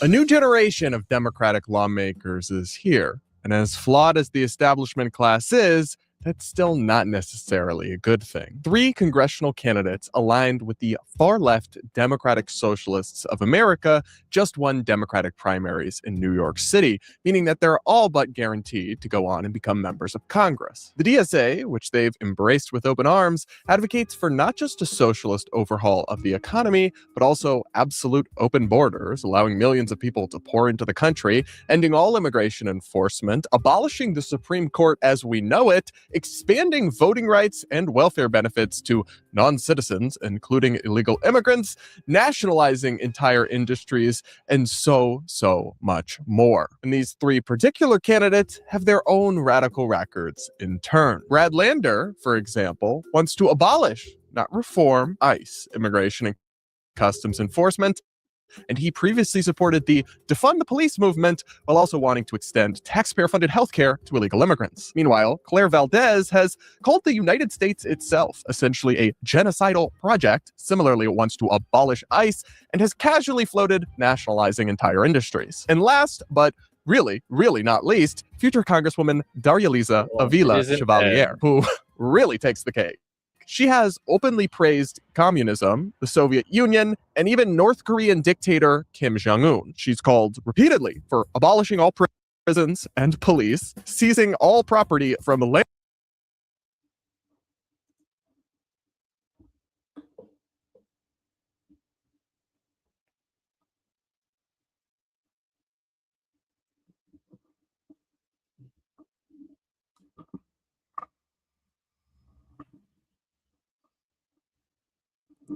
Yeah, my computer's kind of tripping. Landlords and seizing the means of production. On the campaign trail, she was asked 4 times if a murderer should be imprisoned and refused to say yes, still clinging to the idea of herself as a prison abolitionist. You really can't make some of this up.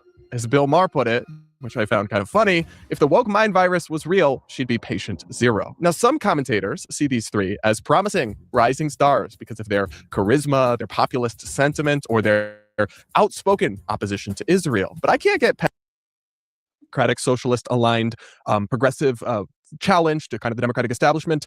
What is it you see there that you find positive? Yeah, so I think, Brad, in that intro, you're kind of missing why they won, right? That's the important part. Did they win because they're for prison abolition? No, that's a deeply unpopular position.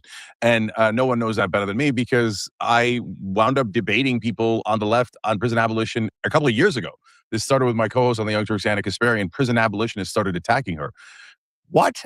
Okay, so, but remember, that's not only the voters barely know that, all the things that you state are not at all the reasons that they won, except for one thing, and that's Israel. And so what you're seeing here, and I'm not DSA and I'm a democratic capitalist, okay?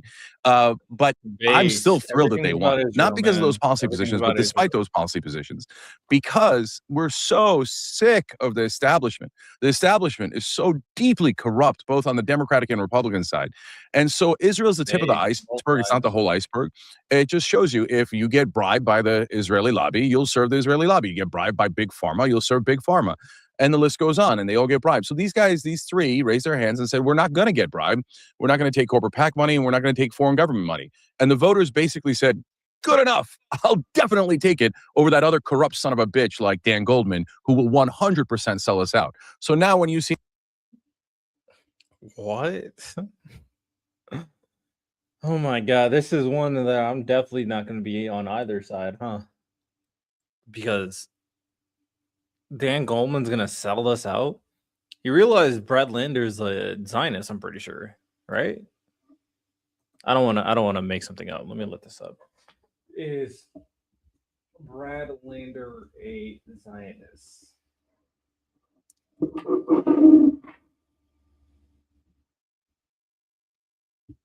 He's a liberal Zionist.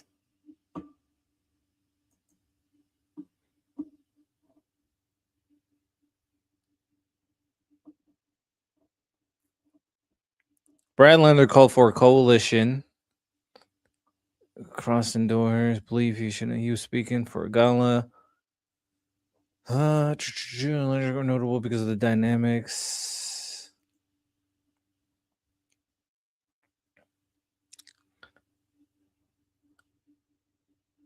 Yeah, he's Jewish. Like, everything's about Israel when it comes to these people.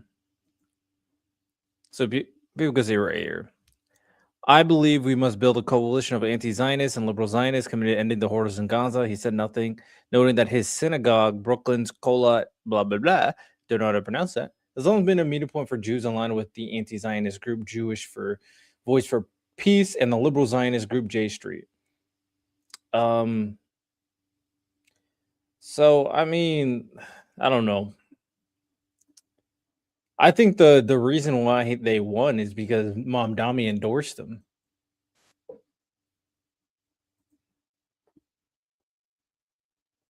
I think that's like the extent of it personally. Incumbent. You're establishment Democrat or Republican. You know that brother doesn't represent you. They represent Israel and every giant corporation looking to rob you blind. So that's why they won. So what else? The only thing I'll say Jen's is entire that in platform one is of the ways, there's anti-Israel, Claire bro. Valdez also ardently pro-Israel, but in the anti-Israel, sorry, in the two that you describe, yes, that was a huge issue, and I don't for a second discount the significance that it played. I wonder though, like, and I will come to you, sorry, Sean, but Jen, I get this issue is hugely important to a lot of people. They're super passionate about it. But is there any level of craziness that would be disqualifying that they could say where you still wouldn't be excited about them anyway just because they're against Israel and against the establishment? So, no, there's only one litmus test. Are you honest and you're going to actually represent the people in your district, or are you a dishonest son of a bitch who's going to represent the donors? So, under no circumstances would I vote for someone as extreme as an incumbent, because other than Ro Khanna and Tom Massey right now, and a couple others like Sarah Jacobs, they're right now, all the Democrats and Republicans are in the middle of selling us out and merging our militaries with Israel's. That way they could steal all of our technology. They don't have to bother sending in spies like they normally do, like Jonathan Pollard and Robert Maxwell. So if an incumbent says, I'm going to turn over trillions of dollars that Americans spent on our military to Israel for free, I'm going to fight all their wars for free, I'm going to fund their genocide. And this guy basically told all of us.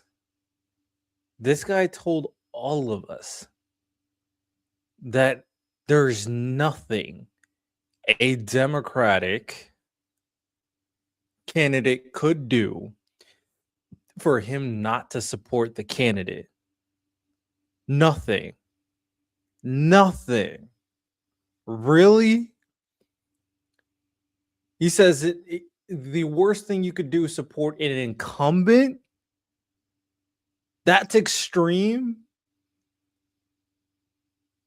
Brother, I'm not saying that these DSA candidates in New York are going to run on crazy shit. Maybe they will moderate working with Mamdani. But Jink's logic is if you work with the donor class, whatever the fuck that means, and if you work with Israel, then you are worse. You are worse than anything any other candidate could put out. This makes me think he would vote for Trump. If Trump said, I am anti-Israel, then I think that Jink would vote for him. If Tucker Carlson goes out, that's why he brought up Marjorie Taylor Greene, who's a fucking insane lunatic who only decided to disavow Trump after he kicked her to the curb like a side hoe. If Tucker Carlson goes out anti-Israel, anti-donor class, Jink is gonna vote for him, bro. This is fucking wild, bro. Wild. make you morally culpable. I don't know anything more extreme, more disgusting than that. So yeah, I'm going to vote for anyone opposed to that. Hey, look, to give you a sense of it, Tom Massey votes with the Republicans about 91% of the time, and so I disagree with him about 91% of the time. And I'd vote for Massey over an incumbent, any other incumbent, almost any day of the week. Under these circumstances, even though he's extreme to the right of me, as these folks are a little extreme to the left of me. Because are you honest or are you not? And remember, guys, there's crazy. He would vote for someone who's anti-immigrant, anti-abortion, anti-healthcare, anti-raising the minimum wage. Probably is pro-private school over public education, anti-taxes over someone who may support Israel existing. I mean, he generalized it to the point where he said incumbent. And Thomas Massey, he used Thomas Massey, sure, but he also said Marjorie Taylor Greene. People were anti-trans. If you're not anti-Israel, he will not vote for you. This is the worst type of pundit, bro. Israel or nothing. One issue voter. Everybody else can go fuck themselves because I want Israel to be destroyed. How's this pro-American? If you are not voting for people who has America's interests at heart in terms of American interest policies. Now, of course, if you're pro hey, I want Israel to kill all these people in Gaza. That's fucking insane. I'm with you, Jank. But that's not who you're talking about. That is not who you're talking about. You said incumbents. So unless they are very clearly anti-Israel, then all of them are basically in the same bucket to you. This is fucking insane, bro. You see folks down in Alabama and Mississippi that have won that think that the Muslims are about to take over or whatever, all the crazy things they think of, right? But that's because they're not representing New York. They're representing Alabama and Mississippi. And these folks are not representing Alabama or Oklahoma. They're representing New York. So it's not my job to tell them who to vote for, but I know who to vote against. And it's the corrupt, disgusting incumbents. These Alabama's people are voting for Trump. He doesn't give a fuck about Trump. Trump ruined the country. He don't give a fuck. He don't care. This is the concerning part about the DSA stuff. I would like to see politicians kind of tell me who they are. I'm not going to let other people's opinions determine who they are. I want to see you manifest yourself as a politician on the big stage. And I've met really good progressive candidates, not socialists, progressive candidates who have ambitious policies, thought it out, who's America first. People like Jank want the destruction of the Democratic Party for socialism. I don't give a fuck about him saying, oh, I'm a capitalist. Then act like one.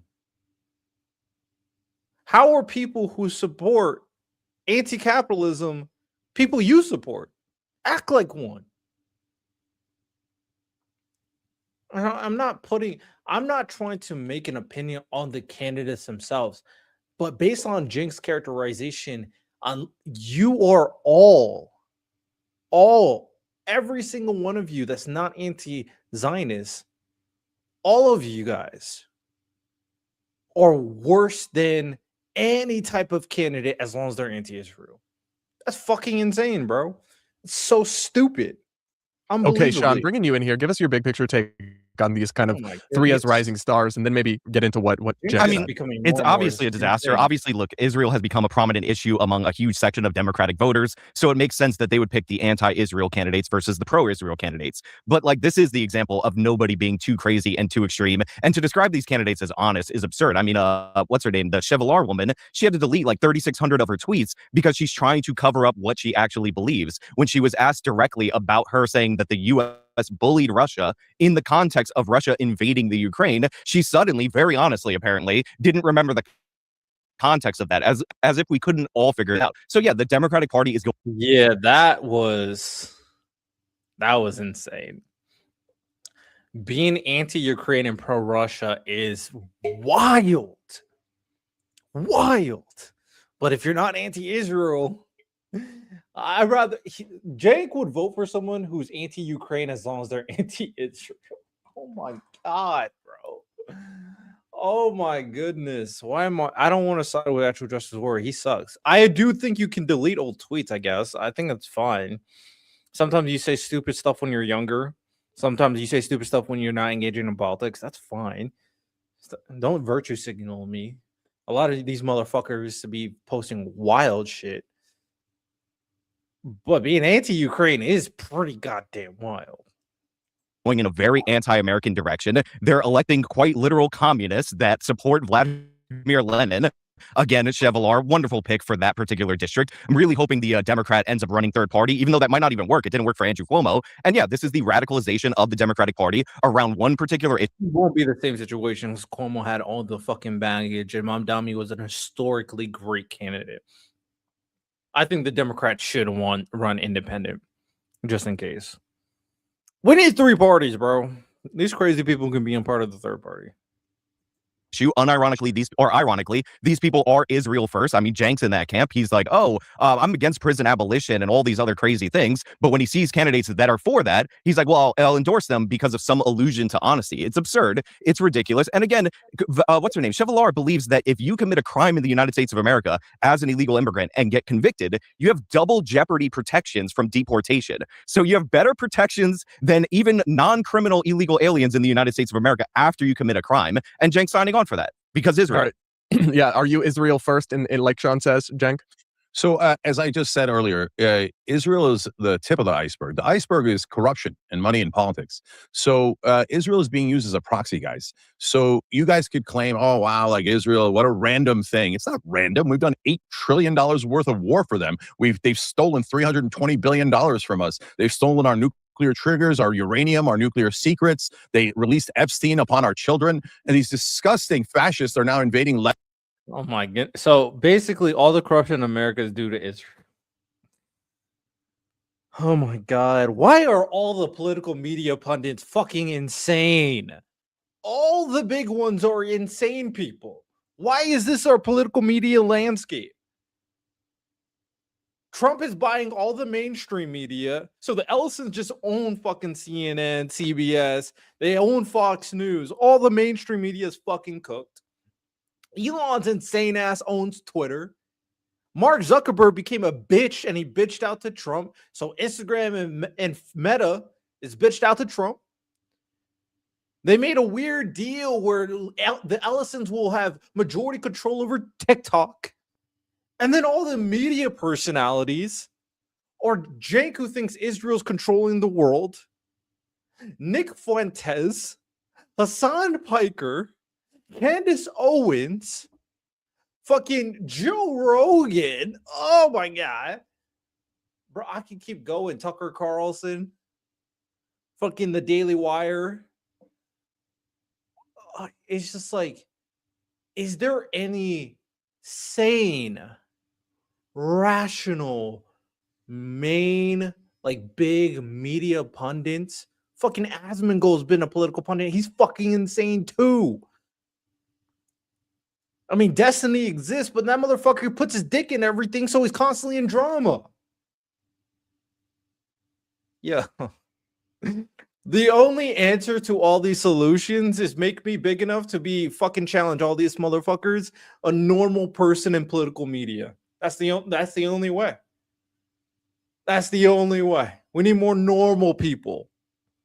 Fuck's sake. Lebanon and making us go to war with Iran. Are they going to give us $100 billion that this war has cost us? So you're talking about some rando has the congressional candidate that just won that has a past opinion about prison abolition. Is she going to be able to get that passed in Congress? No, of course not. Literally no one else is going to support that. So that has zero chance of being put into effect. On the other hand, every incumbent promises that they will continue to rob us blind and send trillions of dollars to Israel. That's real. That robbery is in the middle of happening right now. But it's just one of the robberies. Then Big Pharma robs us. Big Oil gets $35 billion a year in subsidies. Why are the three of us paying for ExxonMobil's costs when they're one of the most profitable companies in the world? That is nothing but an unmitigated robbery. So if you're for the incumbents, you're for robbing Americans blind, stealing their money and giving it to big drug companies, oil companies, defense contractors. So I say hell no to that. So yes, whether it's Massey or Chevalier,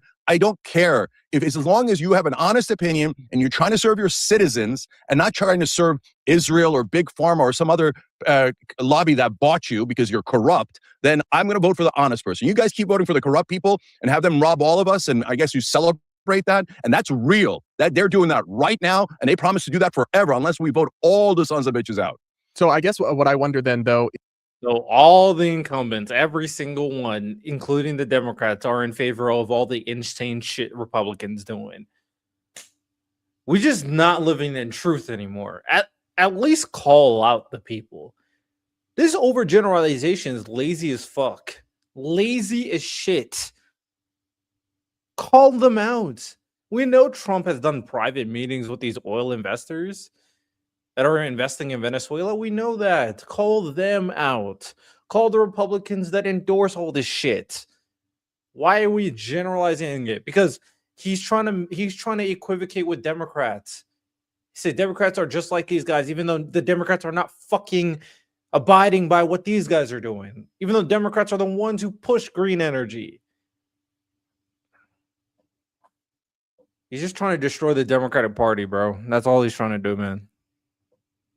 Is it a positive to be affiliated with people? I mean, the DSA, I went over it, and I know that you don't support a lot of this stuff, Jenk, but when you have kind of an anti-Israel perspective associated with otherwise extremely fringe and crazy figures, is that really like a net positive for the cause if it gets lumped in with these people that believe all these outlandish and crazy things? And I would imagine, like, if you're somebody who's trying to do PR for Israel, you would love to have these figures to make the face of your movement and cast anybody who doesn't want to. And to make it clear where I'm coming from on this, listen, I don't support sending more money to Israel. I don't support what Israel's done to the people of Gaza at all. But I also don't hate Israel or any support Hamas or any of that crazy stuff. But I think, is it not perilous, Cenk, to allow really radical figures to lead this kind of a movement, lest it just be all conflated as part of this, like, I mean, one of these people founded an organization that wants to, quote, eradicate Western civilization. We should probably separate ending U.S. aid to Israel from that kind of a cause, no?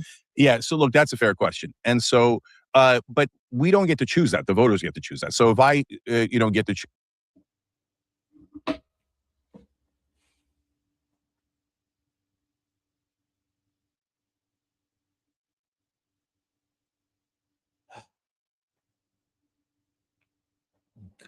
Are people buying this? He went out of his way to make an argument on why the other choices are way worse.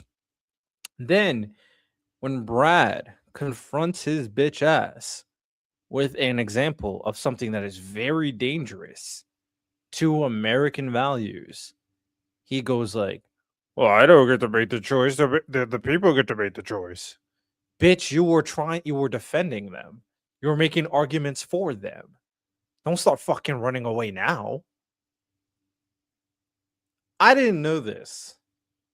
And I still stand by my critique about my position to see what they do in office.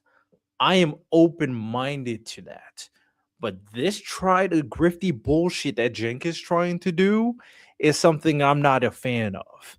This grifty bullshit that Cenk is trying to pretend that the only reason why he supports them is because they're anti-Israel. I'm not buying that. As long as Israel's destroyed, he doesn't care about what happens to the rest of the world. Give me a fucking break, bro. Who should be the face of anti-corruption and fighting against the donor class that includes the Israeli lobby, but again is not just about the Israeli lobby. I choose Ro Khanna. He's a very reasonable, moderate person, and is very Nobody's fucking talking about Ro Khanna. Nobody's talking about Ro Khanna. Nobody, nobody, not a single person is talking about Ro Khanna. Random fucking name to bring up in this conversation. He's in California. What are we talking about? pro-American and doesn't believe any of the extreme things that you mentioned. But Brad, I think you're looking at it a little bit wrong perspective, and here's what I mean by that. And I get what you're saying, but if you look at it from a different perspective, these people won despite some of those radical opinions because the voters are so sick of the incumbents constantly taking our. This is the Trump argument all over again, by the way. He's giving the MAGA argument. He is giving the MAGA talking points in real time. He is sounding exactly like MAGA in real time. He is MAGA adjacent in real time. Just our money and never, ever doing anything we want. I mean, again, one last thing about Israel. Look, it's not about, and don't make it a binary thing. Like either you love Israel and want to give them trillions of dollars and do every war for them, or you hate Israel and love Hamas and Hezbollah. No, that's crazy. Look, Israel can do whatever they like as long as they piss off. You owe us. We don't owe you shit, dude. Okay, we don't owe you a single thing. And by the way, you owe us. Where's our $100 billion for this dumbass war you dragged us into? Where's your ground troops? Why are we talking about our ground troops? So we owe Israel absolutely nothing. They owe us trillions of dollars. So anyone in favor of that robbery should be voted out, and I don't care who the hell's against them. And you shouldn't either. It's not like you're going to do any of these ideas, but the incumbents actually do rob you. That robbery is absolutely real, and everything else is like throwing out flares to try to distract you, a bag of squirrels to distract you. I want to bring in Sean. I mean, maybe this analogy is a little too apt because, we have Graham Plattner running in Maine. But if Republicans nominated a neo-Nazi candidate, but he was against corruption, and there was no real chance that candidate was going to accomplish any of the neo-Nazi goals that they had, then you would say that you shouldn't vote for that person. This idea that we're supposed to ignore that this woman founded an organization, as Brad put up, about that one of its goals is to eradicate Western civilization, and we're supposed to be like, well, she's against corruption. Like, that's insane. Again, it's analogous to, this building has a bad foundation, and you could maybe find somebody who wants to fix it, or you could could nominate somebody who wants to burn the building down. I think burning it down is not exactly a good not exactly a good solution. And again, all of your answers are Israel first based. Like, I don't care about Israel's war in Lebanon. Hezbollah attacked Israel after October 7th. That's their problem. That's what they have to deal with. And to quote a media pundit, people conveniently leave out who started the war, and I don't have a lot of sympathy for people who start wars and then cry about it afterwards. And of course, the media pundit that I'm quoting is Cenk Uygur, because Hezbollah, a militia that's not controlled nor authorized by the Lebanese government, decided to, over the objection of that government, start bombing northern Israel on October 8th, like before your like pretend decide narrative actually ended up taking hold. So like, they started that war. They're in violation of UN Resolution 1701, which they agreed to, by the way, Unanimous Security Council resolution, which is supposed to keep them above the Litani River. So that's their business. I don't give a damn about that. I don't want to send any troops to go fight that. And I should not be electing members of Congress based on whether or not they deny that Hezbollah absolutely started bombing Israel after October 7th. Okay, I want to give Cenk a chance to respond because you quoted him back to him. Do you think that what you're saying now is inconsistent with what you said then, Cenk? Oh, no, actually, he proved how consistent I am. So, number one, Israel started the Iran war. Even the New York Times concedes that. Israel started the Lebanese. Did I mention Iran? Yeah. Okay. Well, you have to mention Iran. Otherwise, you're being disingenuous, because our peace agreement, memorandum of understanding, includes Lebanon. And Israel says, no, I demand to take over southern Lebanon. I demand to take over other people's properties and homes. And Well, that actually doesn't. We brought up Iran and start talking about Lebanon. Carpe diem, what's up? Did you want some help squashing maggots, sir? I've got my boots on. No maggots today. No maggots today. Earlier today, I was watching Drama Slop. probably wasn't the best use of my time, all things considered. Today, we're watching Cenk versus Actual Justice War. land. I'm owed everything. I'm owed Gaza. I'm owed the West Bank. I'm owed all of America's money and all of America's military. And I'm owed southern Lebanon. These fascists that we're forced to fund, thank you for proving my point. They start all the wars and then they cry, oh, you have to protect us. You have to defend us. No, we don't. We don't have to give you a goddamn dollar to fight in Lebanon or in Iran. But you keep saying, no, we owe. We have to spend $100 billion. We have to spend $1 trillion. We have to spend all this money for Israel. We're all sick of it. Do you know that a lot of the right wing is in favor of those candidates winning? Not because they like their opinions, and we don't get to pick them, guys. We didn't get to say, okay, these are the three people we most want to represent us. Okay, the voters in that district picked them.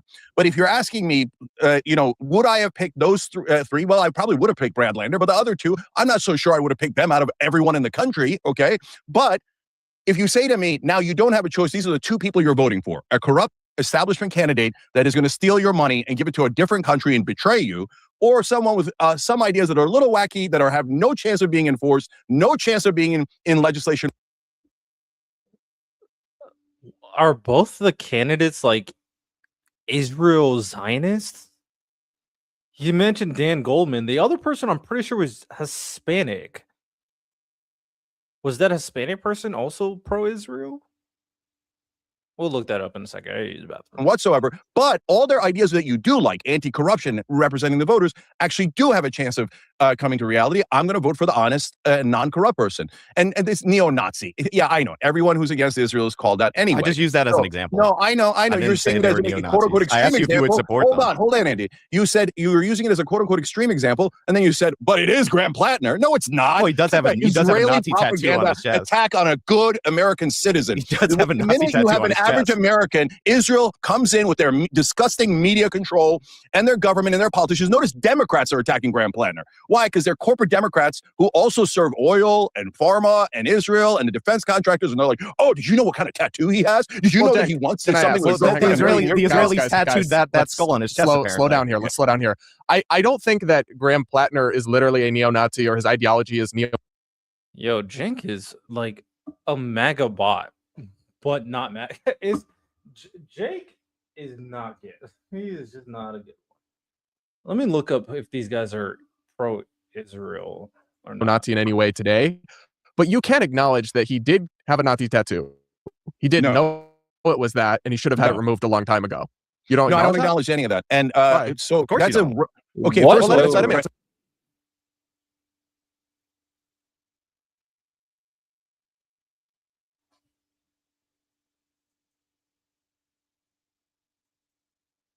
Bro, I wish I lived in normal politics, bro.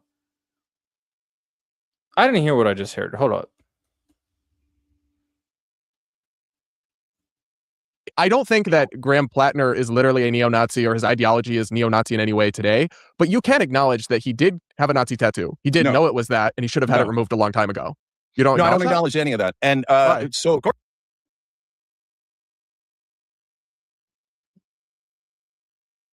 You don't acknowledge it's a Nazi tattoo? But it what? What do you mean? What do you mean you don't acknowledge it? It was a Nazi tattoo. What do you mean you don't acknowledge it? What the fuck? Yo, why I don't blame people for hating politics. Because this motherfucker is supposed to represent the left. What do you mean you don't acknowledge he had a Nazi he acknowledged he had a Nazi tattoo. That's why he got it removed. He acknowledges it. It's a Nazi tattoo. Jank. Just because these candidates hate Israel doesn't mean you get to turn your brain off and start being a fucking dumbass. That's not what it means. Your hatred for Israel doesn't mean that you can turn your brain off. You're supposed to represent left politics. What am I going to tell a person who goes out of their way to listen to Megyn Kelly and then listens to Jink, and I'm supposed to tell them that politics is worth listening to? Like,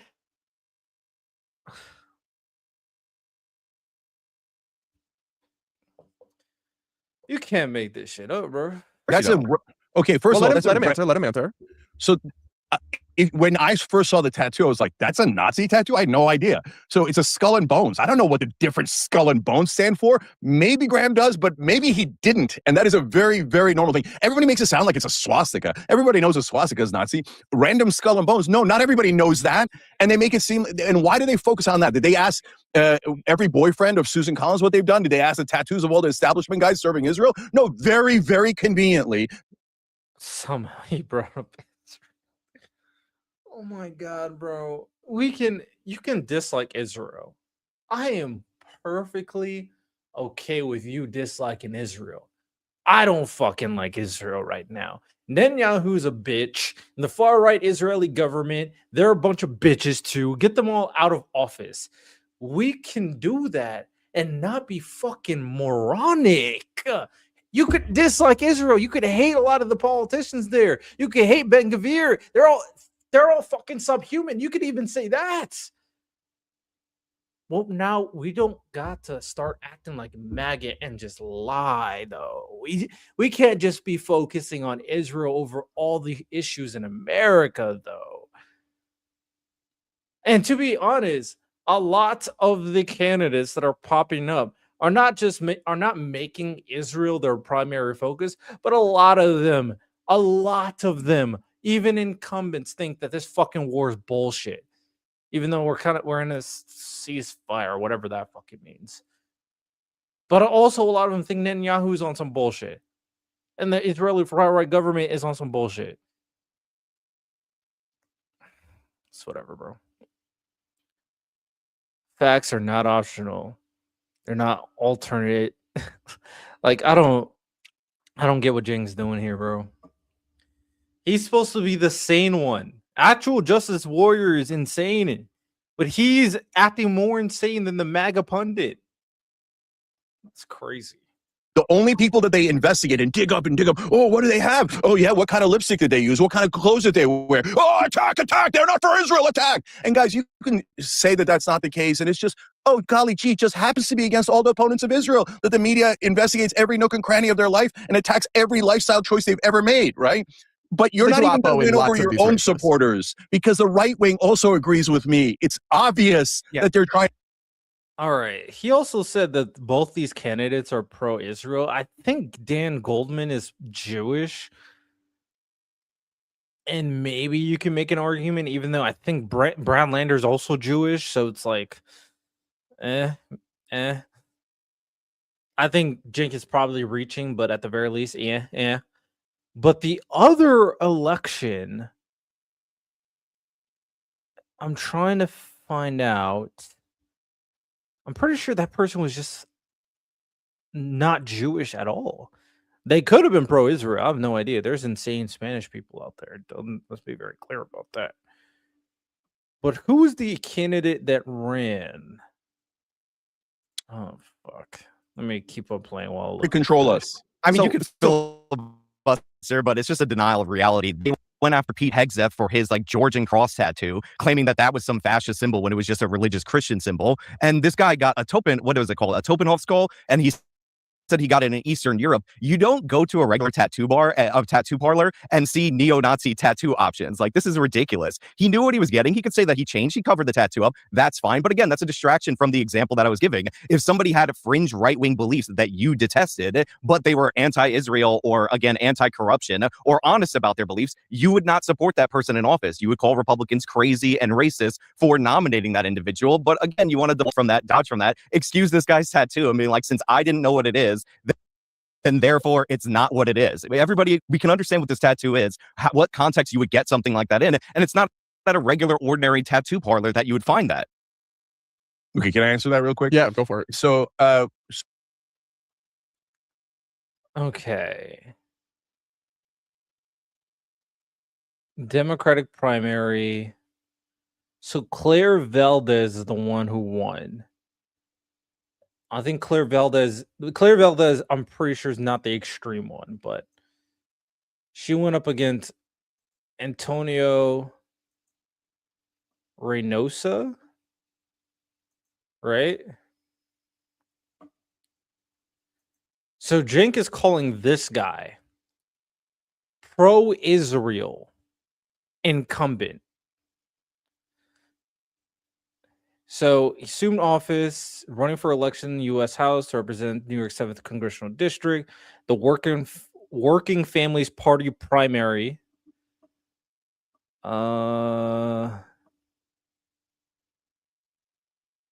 Is he talking about Kumar? Because Antonio won second most. All right, I want to learn more about this guy. Or basically, I want to ask if he's pro-Israel, because that's what Cenk is trying to make me believe.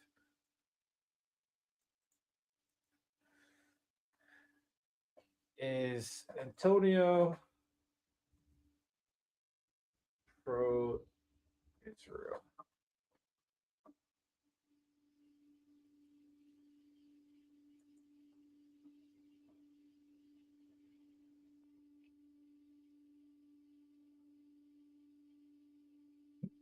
From what I'm seeing, acknowledge that other groups beyond the pro could have an interest in preventing her from getting to Congress. Antonio.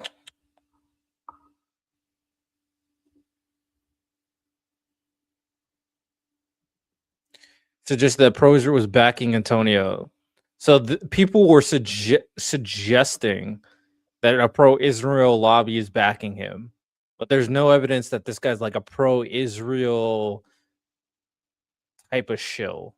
So Cenk kind of just made that up.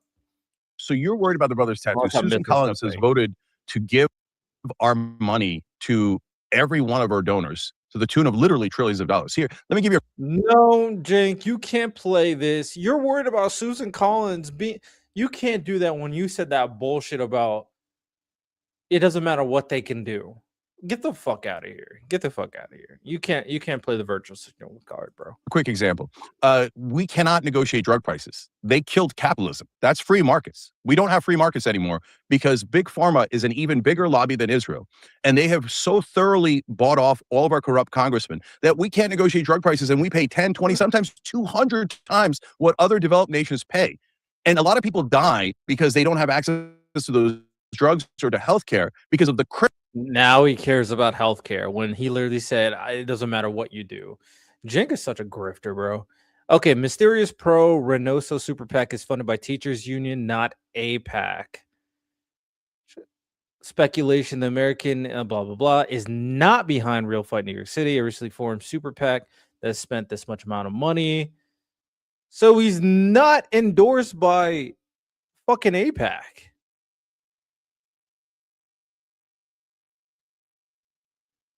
So Jink just made shit up about Israel and the other candidate. Oh my god, bro.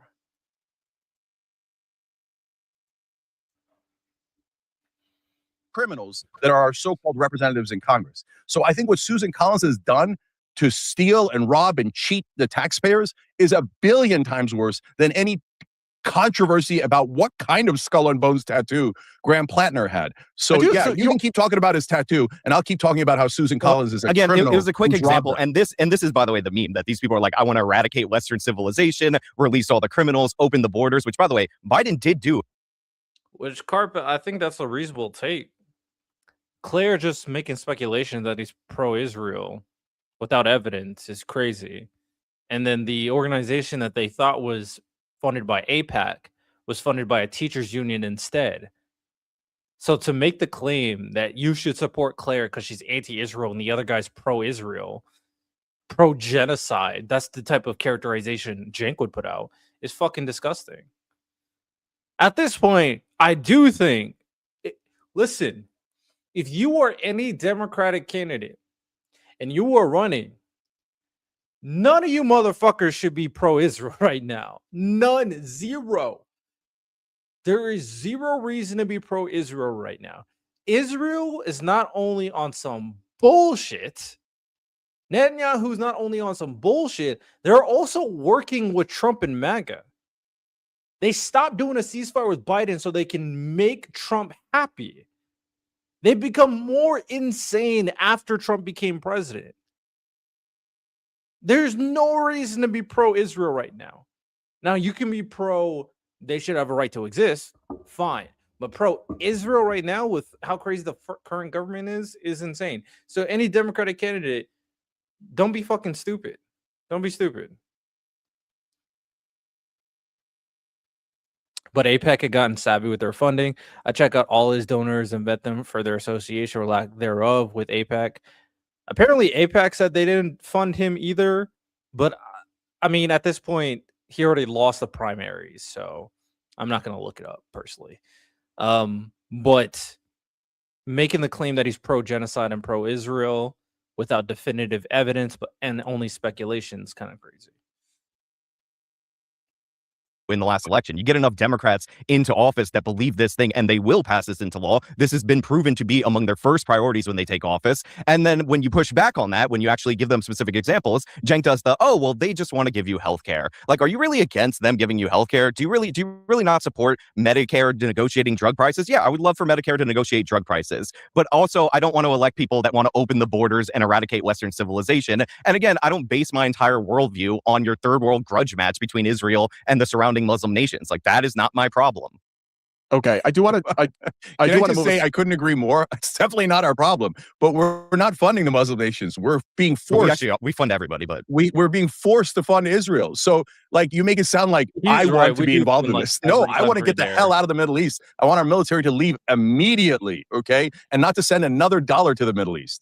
But so it's not me. It's everyone in Washington. You seem to love so much, including Susan Collins and all the corporate Democrats that these. That's me. I love Susan Collins. Yeah, that's my girl. Yeah. Super hot too. I mean, you're telling me all these incumbents are lovely, and they're the ones who are forcing us to be in the Middle East. Hang on, Cenk. Yes, every corporate, every Democrat, every Republican.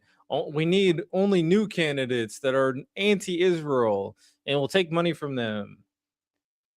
Even though there's Democrats right now that are very clearly anti-Israel, but, you know, whatever, bro.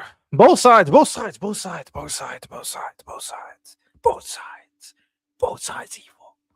Saying that these like challenger candidates are crazy or deeply flawed isn't an endorsement of the incumbent. Like, that's the kind of binary two-party, lesser of two evils thinking that could be used to justify anything.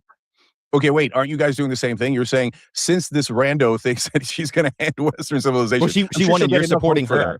Well, I'm sure she'll get enough votes for that. Okay, that since this is happening, well, that's it. You have to vote for Republicans. That's a binary choice. But by the way, to be fair to you guys, elections are a binary choice. So if you said to me, what do you mean she had to vote for Republican? I hate you so much sometimes. It was a primary. There were multiple Democratic options. You said that these two are the best choice. Why the fuck are you bringing up Republicans in a primary? What?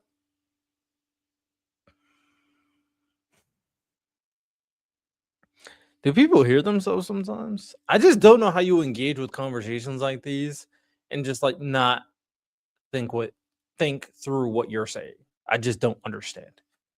Did you hear about today's story? A man in a Somali area in Boston, the police came out, told him to take his flag down and put up a Somali flag. What? No, I didn't hear this story.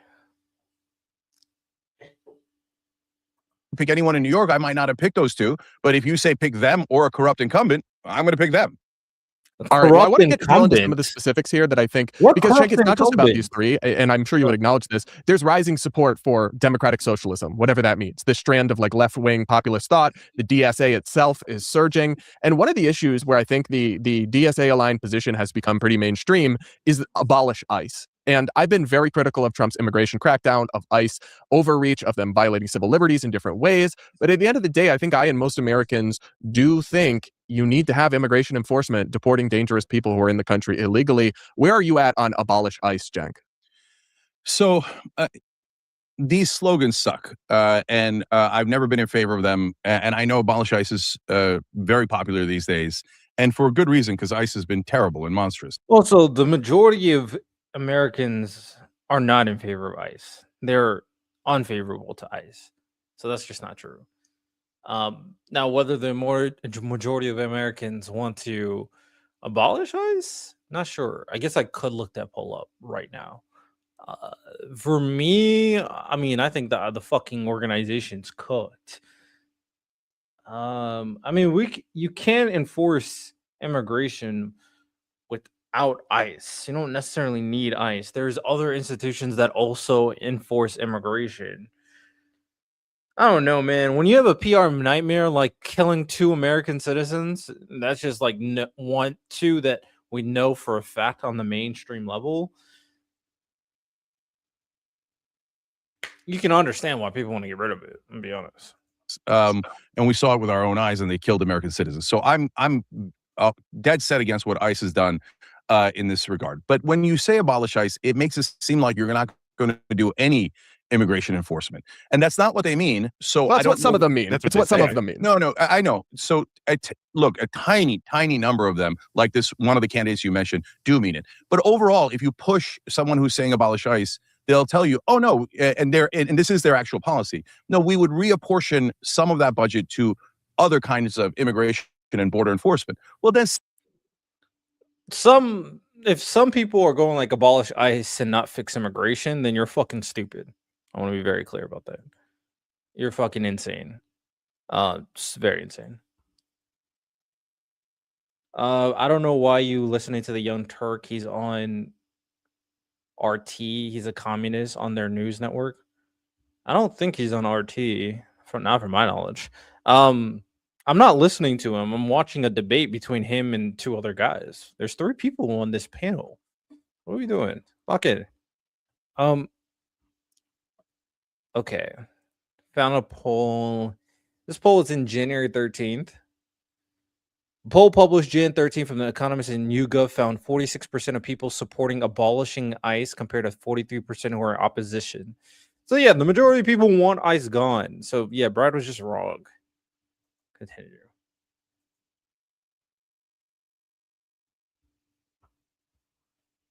say that. Don't say you're going to abolish ICE, because it makes it sound like you're not going to do any enforcement. So that is not their policy. That's why I don't like these misleading labels. And that's why I fought against defund the police. That's why I fought against abolish ICE as slogans, because then you're unnecessarily bringing sympathy towards ICE or the police, which they didn't earn in the case of the police abuse, etc. Obviously, we should reform that. But when you say when you say defund the police, it makes it sound like you're going to get rid of police, and it makes people panic. That's not a popular position. So at this point, if you say abolish ICE, that might actually be over 50% in the country, because we're so sick of what ICE has done.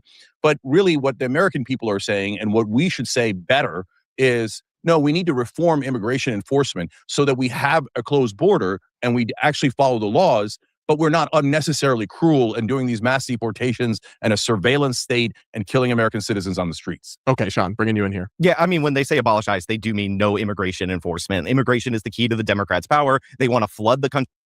Okay, and here we go. Now I can hate on this bitch. Okay, come on. Come on. Let's lie. Let's lie. Let's get it. And a surveillance state and killing American citizens on the streets. Okay, Sean, bringing you in here. Yeah, I mean, when they say abolish ICE, they do mean no immigration enforcement. Immigration is the key to the Democrats' power. They want to flood the country with as many people as possible, keep them in a parallel status to the regular population. So eventually, we can get some kind of amnesty program so that these people can become, hopefully, according to them, loyal Democratic voters. So yeah, they do mean it. They've said it time and time again. We've elected candidates that are, or sorry, they won their primaries that are quite literally saying they want open borders and to legalize all these people. And again, that you can't deport people who commit crimes in the United States because they have extra constitutional protections. And yeah, we have years of the Biden administration flooding these people into this country, which is something that even he, the more moderate candidate, campaigned on during the Democrat. So now that we're in the state of me finally being able to cook this bitch, all of that is just propaganda and lies. And that's what MAGA has to do in order to get messaging across. Make up narratives, make up situations, and mix up the context. When it came down to the influx of immigrants, it was after COVID was done and the borders back open and Trump's executive order was cut. So a lot of people started applying for asylum. Let's be very clear. Joe Biden had a lot of deportations, but so many people were applying for asylum that the process was backed up. So no, if Joe Biden wanted to keep these guys in the country to, eventually give them amnesty and vote Democrat, you know what he would have done? Not deported so many of them. So it's a fucking stupid point. No Democrat is bringing them in so they can do all this bullshit that you're saying. They're bringing them in because America was sold on the American dream. These people want to come into America and provide for America. That's what. And they have in many of situations. All the different cultural diversity that's in America is in due part to immigrants. They put a lot of money in the economy. They're a huge part of the workforce. So just because now people are advocating for amnesty for these people because the deportation effort of Donald Trump is not fucking working, and they're locking up non-violent people, deporting citizens. Matter of fact, they had to close Alligator Alcatraz because that shit was awful. It was terribly made and it was bleeding tax dollars. So let's be very clear. All of what you said is narrative talking points. Narrative talking points, which is typical regarding MAGA when they make shit up about immigrants, about refugees, about people in temporary status. That's all you guys do. All you do. A solution is in the works. And honestly, the question of amnesty is viable for people who are here, who've been living here for fucking years. And the reason why they would vote Democrat is because you guys treat them like fucking villains who eats cats and dogs.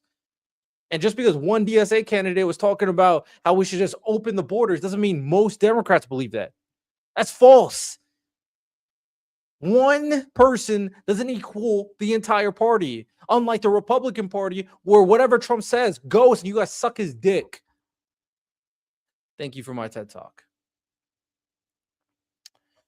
Oh, I need to get a good rant off on MAGA. Oh, that felt good, bro. It's like, because Jake was on some bullshit. He was just like, oh, it's some bullshit. I was like, bro, I need to cook MAGA. Give me a chance. Give me a chance to cook MAGA. Love to see it. Making shit up. Love to see it. In politics, UDP stands for the United Democracy Project, which is powerful super PAC affiliated with the American Israel Public Affairs Committee, AIPAC. UDP is now using funding to make AIPAC associated with legislature. Basically, they are remaining super PAC. I'm not really sure what that has to do with anything, but I'm guessing this has to do with the guy that was funded. I'm not going to look into it. He lost the primary. I don't care, personally. But I stand by what I said earlier to try to make the claim that this guy was an incumbent pro-Israel, pro-genocide, Israel dick suck Zionist is lazy. Scapegoating minorities, indeed. The primary. So yeah, they do mean abolish ICE, just like they meant abolish and defund the police. They did cut funding from the police. Crime exploded. That's the only reason that that slogan fell out of favor, because it ended up backfiring. But yeah, like they... Yeah, defund the police was stupid. Overcompensation. You have to pull things hard left just to get this country to do the right thing. She's being hyperbolic, and it's long overdue.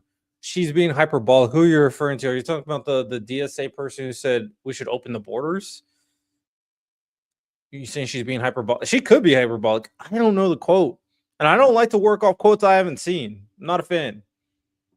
But I know MAGA does that all the time. Would absolutely push not only on abolishing ICE, but on abolishing the police going forward in the future. Like, this is what they actually believe. I don't know how many times they have to tell you what they support before you believe them.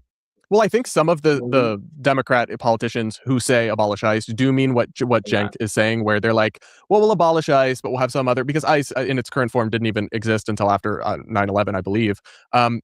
They'll have some other form of immigration enforcement. But that's like then you're essentially not really abolishing ICE. You're just rebranding it and moving it along to a different department. So then why say abolish ICE? But I will say, Cenk, some of these people... Well, because they killed American citizens. That's why you can abolish ICE. It just makes sense. I'm not gonna lie.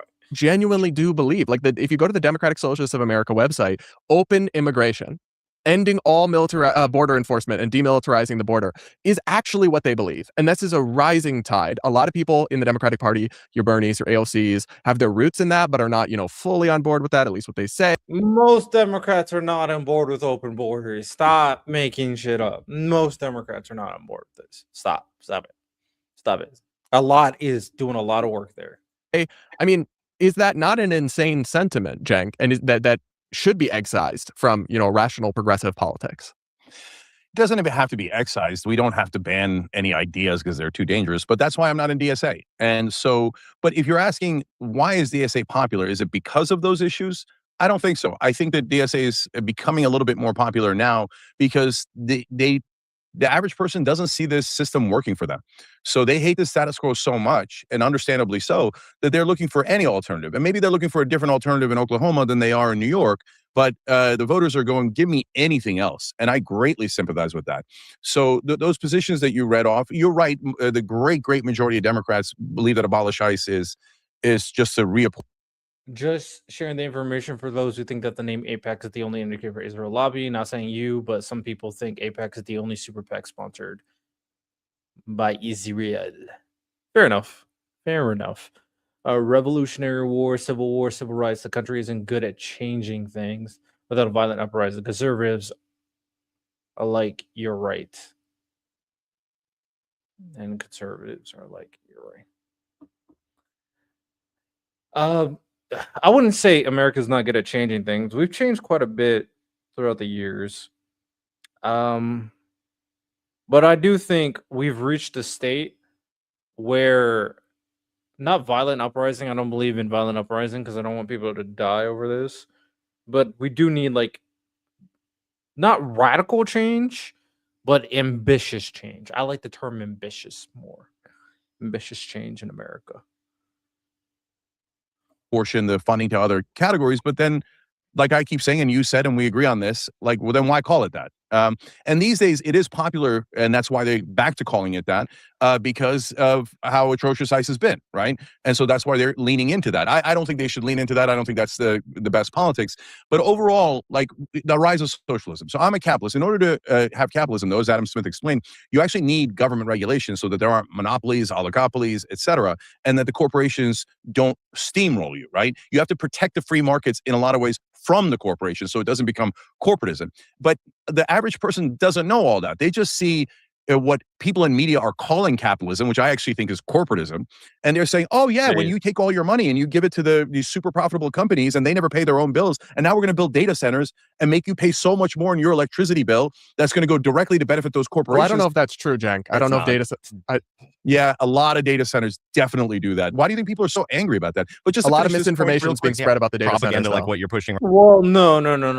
Let's be very clear. Data centers can affect your electricity bill. and energy bill. Like that is a potential problem. The misinformation part is mostly due to the water consumption. I do think it's an over exaggeration in terms of how it affects fresh water. I think the proportionality is a little bit misconstrued. You can argue that you don't want it at all, but it doesn't mean it's like a unique threat to water. But the energy part, I'm pretty sure is true, or at the very least, a level of it is true. I don't think it's misinformation. Salem network, interesting.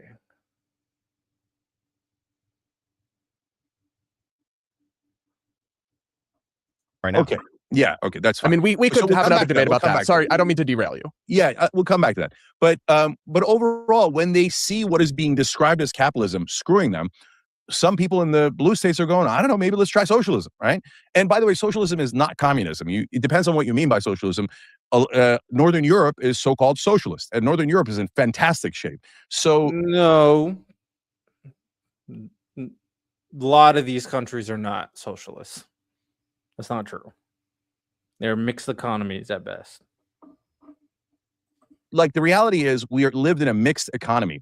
A lot of things we do or that the government does is public, the military, the fire departments, the police departments, etc., and it should be public. And a lot of the stuff we do is private and should be private. So when you talk about so-called socialism, the real conversation is around, wait, is universal health care socialist? Because every other developed nation has universal health care, paid family leave. Every nation on earth other than us and a couple of island nations have paid family leave. If you're calling that socialist, then American people are going to love socialism because those things poll at 70%, 84%. So let's be clear about the terms. Okay, Yeah, Sean, your thoughts? I mean, they're quite clear about what. Eric has a bigger brain than you. Keep an eye on him. His motto is only the facts. I respect it. Only the facts. Some theory. Some conceptual theory is okay.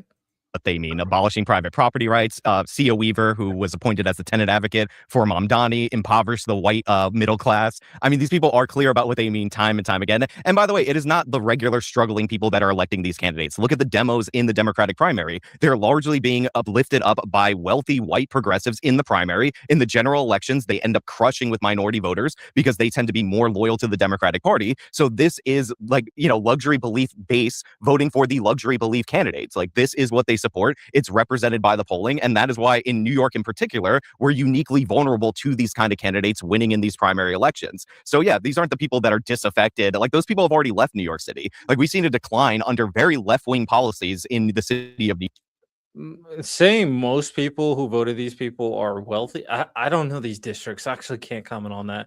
We got the 7th district and I think there was like 12th district. I'm not interested enough to look into that. Is Zoran Mamdani radical? I'm gonna be honest, this is a poor performance by Jink, and then this guy's just spouting propaganda. Ew. I did want to look at 2 clips, and then I got a little video I want to do. I want to have a little conversation of my political wish list. I wrote down a couple things that I want to do to improve America. And I think having some ideas of like how to improve things is important. So I wrote a couple things down. I did want to look at this is Michael Knowles and his gay fucking scene. Look at Michael Knowles' gay scene, and he hates gay people. That's crazy. That's hilarious. I did want to look at these 2 things before I do that. Been able to stay up there lately. I try to catch him tonight if he goes to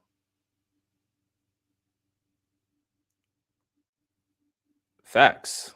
Shout out whoever Mr. V is. Master V. Maybe I have to talk to him one of these days. Only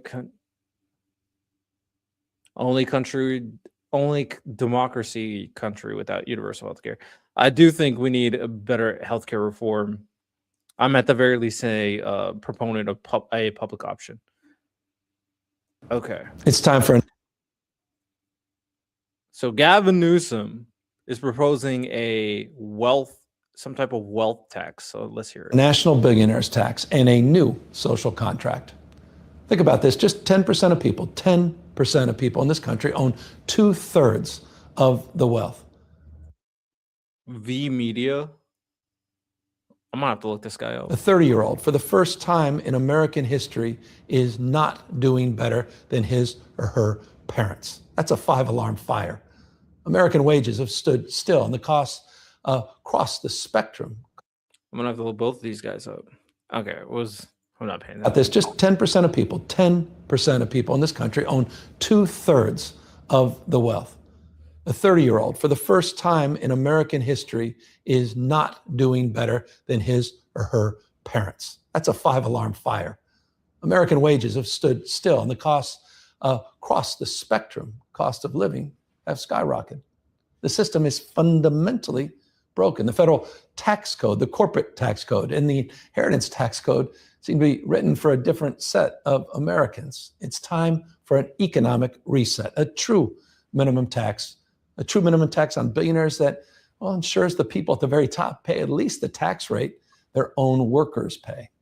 We also should end this tax-free lifestyle loan. This is the gimmick that allows the ultra wealthy to borrow against their stock portfolios while reporting no taxable income. We also rewrite those inheritance rules so that the largest intergenerational wealth transfer in human history, estimated by, well, be $124 trillion that will be changing hands, doesn't lock in a permanent American aristocracy of inherited wealth. Time as well to return to the This is what a lot more Democrats need to talk about. Not necessarily the taxing on the rich, which obviously is important, but closing the loopholes that the rich use to ensure that they don't have to pay taxes. I mean, it's crazy that there are billionaires like Trump, or is Trump a billionaire? I don't fucking know. But we saw his taxes and he was barely paying anything on taxes. It's crazy these wealthy people can just skirt on by with all these loopholes to just not pay taxes or pay a very minimal percentage. And then they start fucking crying wolf about lowering the tax rate, even though they barely pay it anyway. It's kind of insane if you think about it. Closing these loopholes, I do think should be a good pitch. And I think Newsom, if he wants to use this as a part of the crux of his platform, especially in tangent with his anti-corruption platform against Trump and all his bullshit, I do think he should make this very simplistic for the people and very clearly says, we're ending tax loopholes. And then he can articulate the plan here. We need a good pitch. I'm running on ending tax loopholes. And you could even bring up a number to elicit how much money that they are able to skate by without getting taxed. That's 100% something that Newsom should do. New dog, shout out. Shout out Funny V. So what have we all been from sharing knowledge, expanding the conversation with that facts of every. Yeah, I definitely got to look up these guys. I appreciate talking with people who can engage with political thought. That's why some of these panels I've been doing have been interesting. Don't do it often. Rich people pay taxes. Oh my God, bro. Rich people pay taxes. Here we go. Here we go. Trump is a billionaire. Oh, there you go.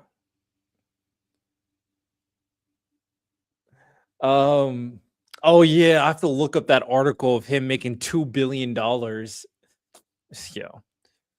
Yeah. 2017 corporate tax rates, and time to close those offshore loopholes once and for all. And as AI reshapes the country, every American should own a piece of the future it builds through a national public equity fund. Trickle-down economics. Okay, Gavin. Okay, Gavin. National Public Equity Fund on AI. Oh. Oh. Oh.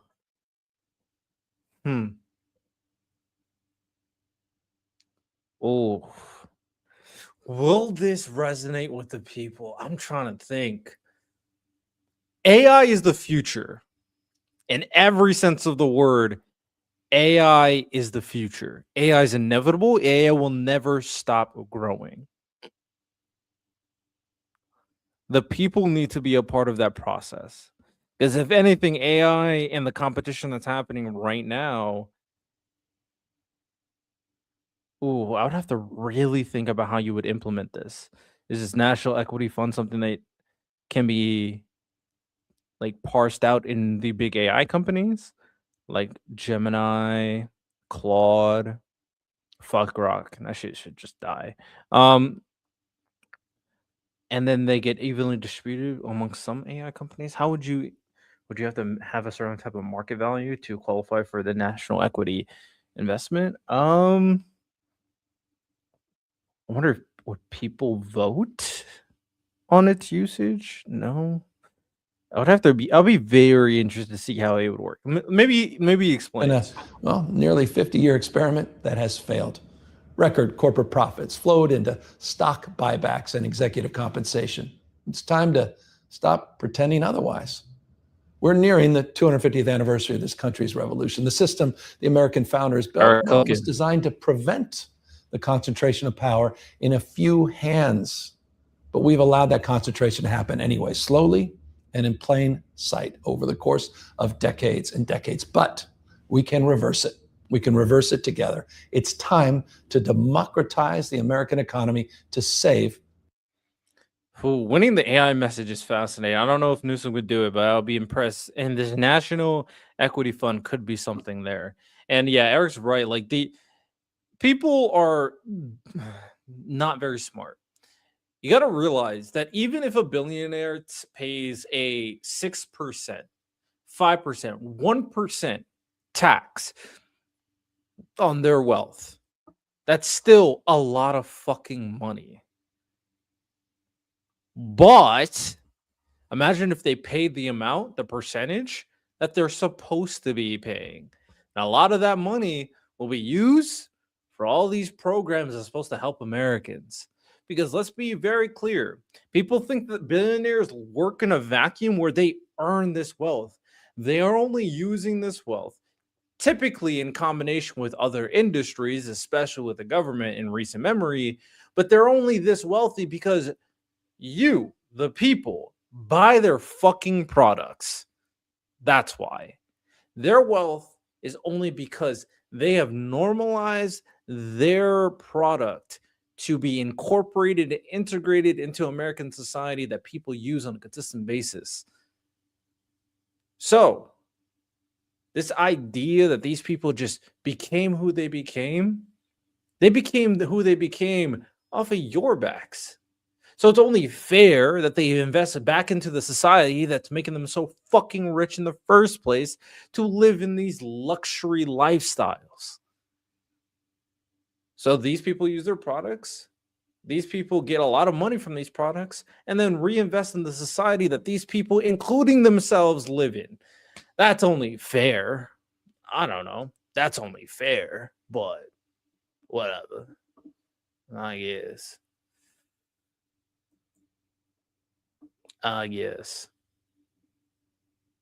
Definitely write off. Lots of write-offs. Who have passed the. Apparently, James Tallarico cooked some I dents. have to work with folks who have took Republicans passed these policies that threaten the existence of people that I love. Now, they don't threaten my existence for the most part, but they threaten the existence of my friends, my loved ones. And when I got elected, I went searching for those monsters, right? I got elected to the state house. I was like, all right, I'm ready to find these monstrous people who passed these, the Show Me Your Papers legislation, right? The bathroom bill. I have to work with these monsters. Oh, my dear boy, Tallarico. I didn't know you were so based. Tallarico. Hey, here's my thing, Tallarico. Listen up. If you see this, listen up. Fuck these people. You know what we need to do? We need to be honest. Now, there's a lot of ignorance out there, and ignorance is just something that can be directed in a proper direction with more information and proper perspective. However, there are evil people out there. There are people who see reality and turn off their eyes. They blind themselves because reality is burning their soul in real time. That's what you call a monster, Tallarico. Don't give these people the benefit of the doubt. Don't give Trump and his MAGA fucking cult cabinet the benefit of the doubt. Fuck Stephen Miller. Fuck Pete Hegseth. Fuck Margot Rubio. Fuck Catherine Levitt. Fuck Pam Bondi. Fuck the entire cabinet. Fuck all the Republicans in Congress that have not gotten a spine. Fuck Clarence Thomas. Fuck Samuel Alito. They're all monsters. Tallarico, you know, be based. And I know you're in Texas, so you'll never do this. But if I was a candidate, I would fucking do this. I don't give a fuck. I will always be authentically myself. You are monsters. Monsters in the daylight. You're a fucking daywalker, but you're not Blade. Love to see it. Yeah, these people suck in every sense of the word.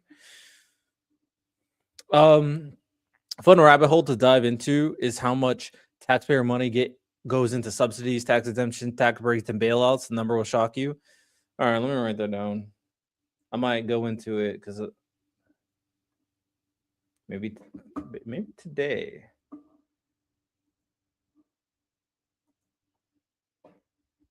Tax break rabbit hole. Put that down on the list. They often are taking advantage of the roadways, shipping, trucking, not really paying much taxes or fees, just fuel and registration. Corporate see taxpayers as nothing more than a bottomless piggy bank. Facts.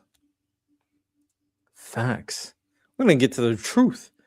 Gave a speech the other night that was downright inspirational. True Christian. I love true Christians. That's why I'll never insult the faith. I'm not religious. I'm agnostic. I have a lot of family that's Christian. And I think good Christians are good people. I think good Christians are some of the best people you could find. There's a lot of fucking fake Christians on the MAGA side, though. That's very clear. That's very true. Okay. What I did want to do, I might even make this a video. I'm going to make this Newsom thing. This was a pretty cool speech to see. So who knows? I'll put maybe a thumbnail. Maybe I'll do a quick thumbnail face.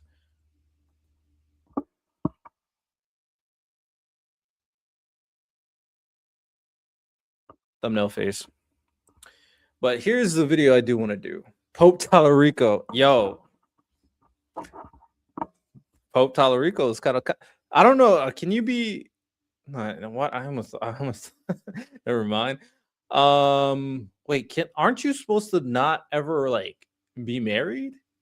Don't you have to be like a virgin to be a pope? I have no idea how it works. There's a reason why people have those bad things to say about Catholics. Shout out Tallarico though. Okay. This is what I want to do. I want to go over my political wish list, people.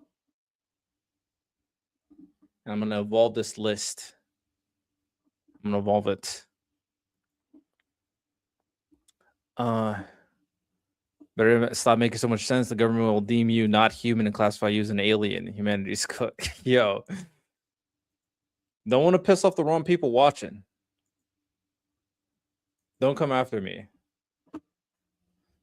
Don't come after me. Government. I know Trump is trying to go after people nowadays.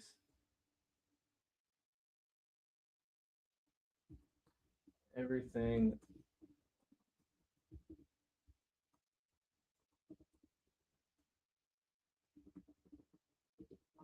All right. Let me change the stream title.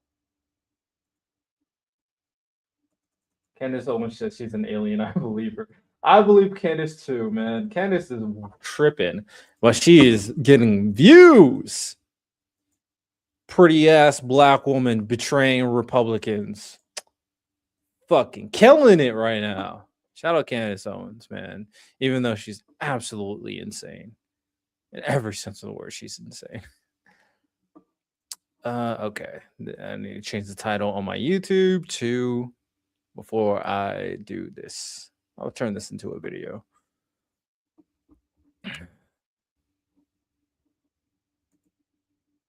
Jubilee needs to stop blocking on my shit, bro. On my shorts. Also, Jubilee, you need to get back to me. You know what I mean? I need to get on Jubilee. I don't want to be on Surrounded. I don't want to be one of those people running up to a chair to debate someone for like 30 seconds. I'm good. I want to be on middle ground so I can debate people in real time and have like in-depth conversations after choosing different topics. You should do one like black liberals and black conservatives middle ground, and then I'll be black liberals, even though I'm not a Democrat. So pick me. Pick me, Jubilee. Pick me. Pick me. Okay, finally done. All right. It is 2026 right now. The midterms are coming up, and the general election for the presidential candidacy for 2028 is something we all have our eyes on. The future of America, I do think, is at stake in the next 2 years. Donald Trump and the MAGA movement are fascists. They are terrible people who only are doing things in behest of their own interests. They have failed the American project. And honestly, I think this party should be disbanded. But that's not going to happen. But it is on my wish list. And I have other things on my wish list that I want to talk about. I am live, but I'm also going to make this into a video to talk about all the different positions that I wrote down that I'll be excited if they do. I do think it is a perfect opportunity for the Democrats and the independents, basically anybody that's not MAGA, to push ambitious policies to make America better. And here are some of my ideas. So, first things first, I have a lot of ideas. Some of them are more, you could say, radical than others. Some are make sense. Some are not really policy driven, but definitely needs to be integrated socially into society. And then I'm sure I'm going to evolve this list for the next 2 years, of course. And I may ask some of these positions with candidates that I speak to personally. Here's an interesting one I have. First one. Have Americans be mandated to do what is it called? Civil service when they turn 18. Hear me out. Okay. You know how people have to join the military at the age of 18 in some other countries? I don't want to do that. I don't want to force people to join the military service. I don't want to force people to wear a uniform, to get yelled at by drill instructors, to go to boot camp. I don't want to force people to like fucking do jobs that they hate. I don't want to force people to potentially fight for their country and potentially die. No, that's not what I'm advocating for. However, I think there's an interesting opportunity here where when people turn 18 and are legally adults, they can do a civil occupation and get involved in their local government in some way. There's so many different types of civil governmental jobs that an 18-year-old can do. Not only do you give a lot of 18-year-olds jobs immediately, which could be amazing for people who are just getting out of college or who have turned 18 and need a job, so they're not struggling to get into a Wendy's or McDonald's type of job, but they get a job immediately. That is in addition to all the government benefits that typically come with these jobs, all the healthcare and all that other stuff. So all that stuff is provided to them and they got a job. And the most important part of all of this, in addition to the benefits and all that, and the funding and all that, is they're immediately involved into the government project. So many people do not, one, recognize what local government is, two, realize the importance of local government, or three, some of these people want change, but have no idea how to do it. And this is a perfect opportunity to learn. Now, of course, there's going to be weird things with like college because some people go to college at 18. So we could definitely figure something out. I am willing to engage in that conversation. But if they get involved in it, it will make sure that a lot of people are understanding the government better. They will be more involved in their government. And we need more young people and more people in general to pay attention to what's going on around them. So, first thing I put out there. Some type of either mandated service or incentivized service to get people involved in their civil government more often the moment they are legally an adult, 18. I've never understood why the church wouldn't allow priests to marry. Biology is a hard thing to fight. Yeah, because they want to fight their sexual urges. Okay, so that one is probably a little bit more out there, but I do think there's a lot of validity on what that would provide for an American system. Next one, I personally think we should ban pornographic advertisements.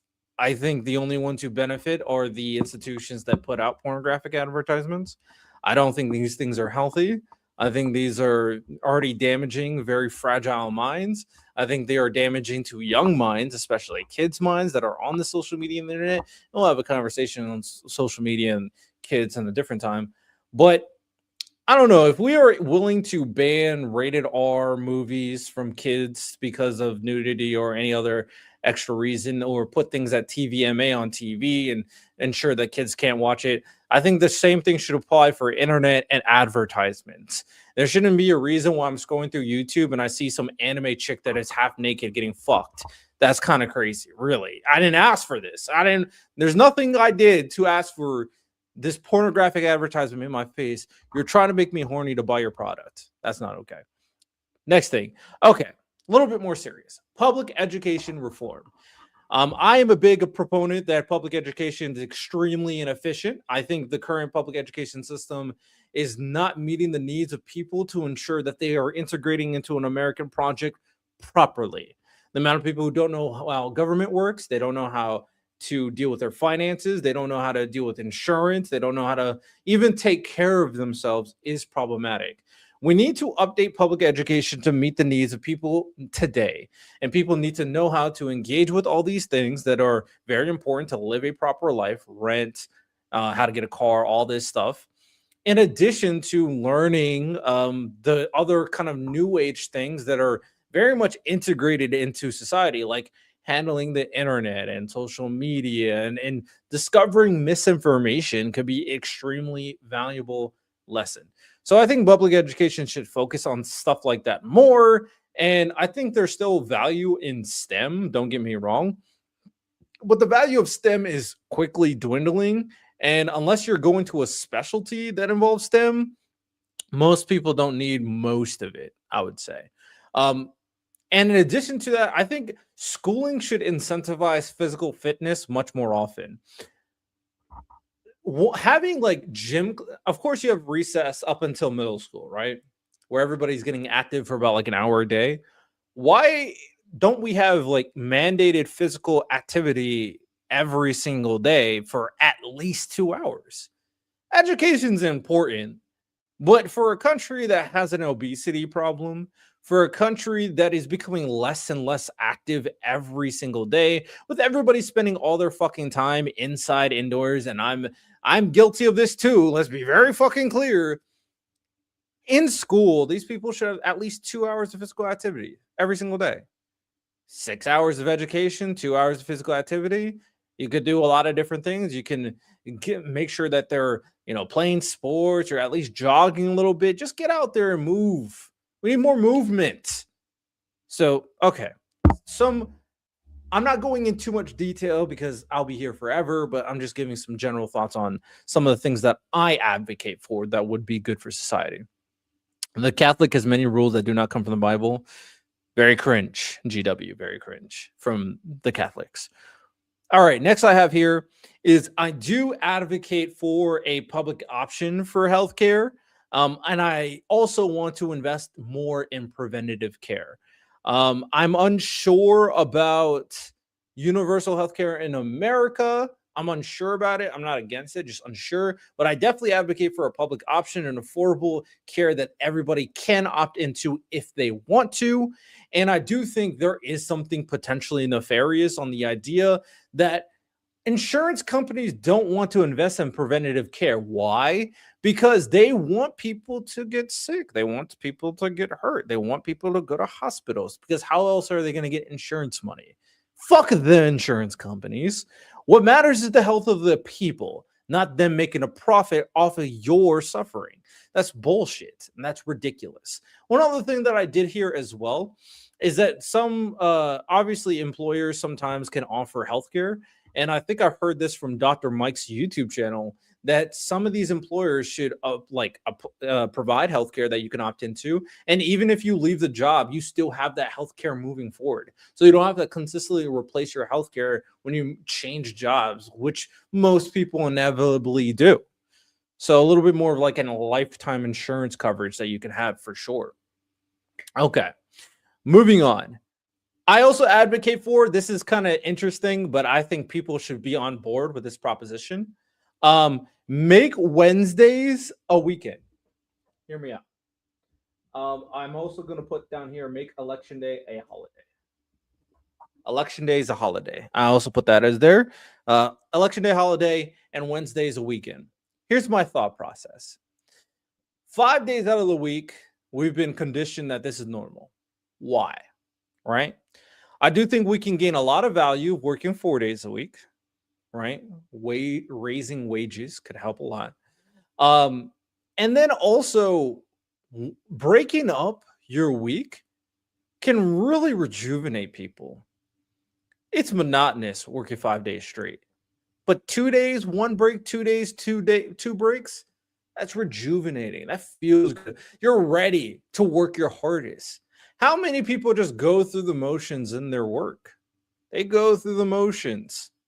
Imagine you work your hardest in 2 days, you have a good break, you're relaxing, and then you fucking grind out the next 2 days. Hey, man, I just think this will increase productivity for sure. If we start breaking up the days that people are working. And fuck it, if you want it to be 5 days, you could throw it on a Sunday, maybe. Sunday, Monday, Tuesday, break. Thursday, Friday, break. That's my proposal. And Election Day is a holiday. I'm going to repeat that fucking again. This should be a federal holiday in every sense of the word. Carpe diem, I believe education should be first on the list. Lack of understanding of our own government has been extremely detrimental to our government. It's one of the passion projects that I've had for a long time in terms of revolutionizing public education. I know I wrote like a whole guide on what I would do. I don't know if I can find that list. It's probably gone, unfortunately, but it is something that I am very inspired by. And people have their different passion projects for policy reform that they are like hammering every single day. Right? I know Sarah and Equal Vote is focusing on voting reform. I know Pisco and Pondering Politics are focusing on court packing.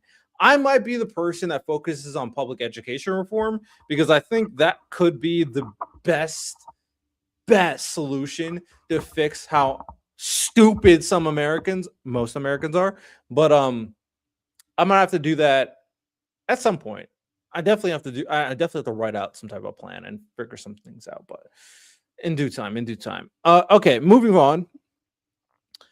Provide better public transportation methods for people. I do think there could be something interesting in terms of I know public busing and I think that's the only, I guess some places have subways, not all places, but busing is something just like better means to do public transportation, maybe even like a voucher people can utilize from the government to use other means of transportation. It just would make people's lives easier if they're able to travel because not every place is a big city where everything's walking distance. And honestly, also making a lot of things much more walking distance so they don't have to rely on their car could also mitigate a lot of the steps that people need to fucking work out at least a little bit, right? So making things a bit closer, better public transportation. I'm gonna make sure I put that. More walkable places. For sure. Okay. Next. Oh, before I get into that, let me respond. I also believe real history, meaning all history, good, bad, and ugly, should be taught. It would encourage critical thinking versus propaganda based on only what feels patriotic. We need big brains. So I do advocate for critical thinking. And I do think what you would be teaching more so, in my opinion, is thinking through the process and understanding and coming up with arguments, understanding point of views, and contextualizing informations, and being able to reroute different perspective thought to be able to understand different like independent or different experiences. That's the word I'm thinking of. Okay. I do think critical thinking is very important. And a lot of this can be taught very easily in every single grade. I don't know why people think that you only can do this in college. In a situation in terms of, I'll give some examples, but first let me address the history point. So, in terms of history, I do think it depends. I do think you should teach a lot of history. The good, bad, and ugly is hard because a lot of the American history is going to be taught based off the American perspective. And I do want people to be patriotic to America, but I also want people to know how bad America was in the past to understand how far we came to appreciate current society, and also understand that evolution and being able to grow is possible. To grow past the current circumstances is possible. Knowing about slavery, even though conservatives want to get rid of it, knowing that it was really fucking bad, knowing that people were getting raped, treated like less than humans, being treated like 3/5 of a person, being eaten. Like, it was bad, very bad for Black people. Okay. Understanding that's important. Understanding, of course, how Americans treated Native Americans or Indians beforehand is very important. Also, understanding the American pride that came together to fight against England in the Revolutionary War. Understanding the nuance of Lincoln and what he did. And yes, he may have considered, if I could have kept slavery, I would. Understanding that perspective of the time, but still being willing and able to abolish slavery is very important. Like, all these things are important to understand who we were to who we are now. Because I know a lot of people like to put things in like very simplistic lenses of the times based off current standards, and you can't really do that. I mean, you compare humans today to humans when they first arrived, they're like fucking each other like animals and fucking kids and raping kids all the time. Like, cavemen were disgusting people. But that was the times, and understanding how much we've come is important. So yeah, I do think a lot of that is valuable. Now, what age groups can handle what information is important too, but ultimately the critical thinking of like coming through the mathematical process and talking it through and coming up with answers important. Interpreting language, interpreting things that you're seeing and reading, and being able to come up with a thesis or people understand the information in front of you is important. Being able to interpret history and understand the significance of that and based off modern day is important. Like, so many things that you can reroute critical thinking in, so it goes beyond just passing a test, but understanding the material. Okay, little ran over. Continuing. Decrease the wealth gap, tax billionaires better. I'm a big proponent for that for sure. Incentivize better relationship building methods and familial building methods is something I'm a big proponent of. We need to re-establish the importance of family in America. It's extremely important. And then we need to be able to reestablish how do people get in relationships. It's harder and harder for people to do it. Dating apps fucking suck. Trust me, I know. Dating apps are ass. You can only meet people at work, but a lot of more remote jobs means you can't really meet anybody. You can meet people at school, but that's only a small portion of your life. And some people don't even meet anybody at school, right? So it's like, where are these people met? Unless you have a friend group in person, but people are losing friend groups. So establishing a better kind of structure for people to get in relationships, also very important. Continuing on, break up the two-party system. I think we should at least have 3 parties. A more moderate party, I think, is valuable in our American system today, to break up the two-party duopoly. Voting reform. I advocate for voting reform, something as advanced as star voting, or something as simplistic as approval voting. You can vote who you approve of from all the candidates that are available, and your vote counts for every single candidate. So it's just not one vote out of like 2 or 3 people. Senate reform, remove the filibuster. I'm an advocate for that, or at the very least reform it to ensure that if you're going to filibuster, that you better be there. You better be talking, and you better stay there. You better constantly make political points. You better constantly advocate for your points. This idea is like, I'm filibustering, just not showing up. Fuck all that. House reform, add more House seats, more districts, We need more. There's too many people in America for the current amount to even make sense. There's too many types of districts for it to make sense. So we need more House seats, more districts. Supreme Court reform. I'm reforming the entire fucking government, people. Supreme Court reform. Even though I am unsure about court packing, I slightly favor court packing. I think at the very least there's a really good argument as long as it's done in a pretty good bipartisan way. Term limits and ethics reform for Supreme Court justices. Clarence Thomas has got like $2 million of gifts. Fuck that motherfucker. Get him out of here. Corrupt as shit. Remove presidential immunity. There's no way Democrats go a full term without removing presidential immunity. That shit sucks. That shit's ass. Get rid of it. Reform the pardon system. Preemptive pardons. Fuck no. We're done with that shit. Joe Biden should have done it, although I understand it. No more preemptive pardons. That shit's ass. And there's no more pardoning for favors. That shit's ass. There needs to be reasonable rationale on pardoning. This whole pardoning corrupt politicians because they're loyal, fuck that. Get rid of it. This whole pardoning billionaires so they can give you favors, fuck that. Get rid of it. Reform the pardon system. What else? I would also reroute food access. I never really understood how people just, when food is like done, like I used to work at a fast food restaurant, and when there's extra food, we would just throw it out. We would just throw it away. And I'm like, why the fuck are we just throwing away food instead of just giving this to people? It's not poisonous. It's a little expired, but very edible. We need to fix that. That shit makes no sense to me. Better recycling methods, for sure. Maybe an incentive structure behind better recycling methods. Oh, I forgot to write utilization of nuclear energy and green energy. I think I wrote that down here somewhere. Utilizing slash nuclear. There we go.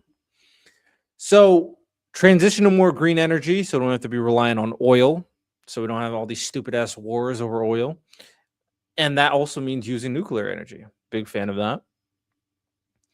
Incentivize more community building and local government involvement.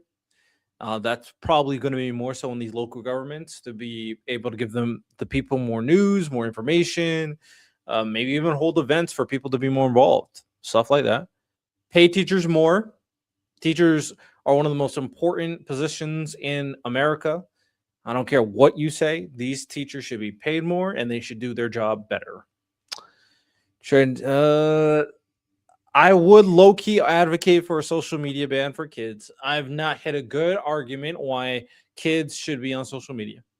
I haven't had a good argument, I'll be honest. Restoring faith and uplifting minority opportunities. People think DEI is a slur, and it's just giving minority communities and just like disabled communities, disenfranchised communities, the opportunity to put on the same playing field as the white man who has had advantages there for history, for entire American history. So restoring that faith, being more honest on how this shit works, being more critical on like anti-white sentiment in terms of like we're not doing that shit. We're just uplifting one community. We don't have to bring down the other one. Ban or reform gerrymandering. That shit's ass. Ban all foreign lobbyists. Ooh. So my next one is actually cap campaign financing and cap lobbying. Ban all foreign lobbyists. Do I agree with foreign lobbyists? Foreign lobbyists. I know all of the infamous ones like APAC, but there's other countries that have foreign lobbyists too. I think Qatar has one. I mean, it's technically illegal for a lobby group to be in the interest of another country. I'm pretty sure. Ban all foreign lobbyists. Well, APAC, what they would do is like be in favor of like the Jewish identity. Ban all foreign lobbyists. Ban all foreign lobbyists. Groups potentially. I would instead make all these potential foreign lobbyists, their financing all has to be transparent. And if they're getting money from foreign governments, then they have to be disbanded. I do think there's something to be said to not necessarily advocate for other countries, but I do think there's something to be said to advocate for different identities that could be worthwhile. I don't know. I would have to really think about it. The idea of a lobby group like petitioning to America for another country's interest is disgusting, and I'm not in favor of that. But I would be concerned that there are groups that are advocating for a specific identity that may align with like other countries, like supplementary, but they're considered without proof a foreign lobbyist group, and I'll be concerned about that. I'd have to think about that. Moratorium of foreign aid associated with military spending for foreign countries. Focus that time and money on infrastructure at home. Moratorium of foreign aid associated with military spending for foreign countries. With the growth of NATO, there might be something there. But then there's like countries like Taiwan we don't want to be invaded by China. And then there's countries like Ukraine that we don't want to be invaded by Russia. Maybe I would reroute that to say create a better international structure to protect countries that are willing to engage with liberal principles. I do think there is something to be said about bringing these countries that want to be liberal democracies and bring them under the protection of an international organization like NATO and be more willing to do that. Who gives a fuck if we piss off China and Russia? We're here to spread liberal democracy. I don't give a fuck about anything else. Someone who's a lot more of a, strong leader to advocate for that is something I would be in favor of, for sure. Something like that. So I actually would write that down. Ensuring foreign interference, and corruption, and lobbying by other countries isn't happening. Make NATO a stronger advocate of individualism and cooperation and spreading liberal democracy. All right. I think that makes sense. I also advocate for, okay, this is a little bit more personal, but I think it makes sense. I think there's something to like no anonymity. At the very least, if you plan to make yourself a person who profits off the internet, profits to spread, like, especially if you're spreading political messaging, I don't think you should be allowed to be anonymous, personally. The moment you start profiting, you should be honest on who you are and what you look like, personally. That's my opinion. That's what. Every celebrity, we know who they are and what their name is. If you're profiting off of the people, we should know who you are. That's my thing. That's my opinion. All right. That is my political wish list. That is my political wish list of things that I personally advocate for. I could add more stuff. Nothing comes to mind right now, but I think that's a lot of stuff. Will all this happen? Obviously not, unless I run for office. I'll make sure every fucking thing here gets passed, or at the very least gets mentioned.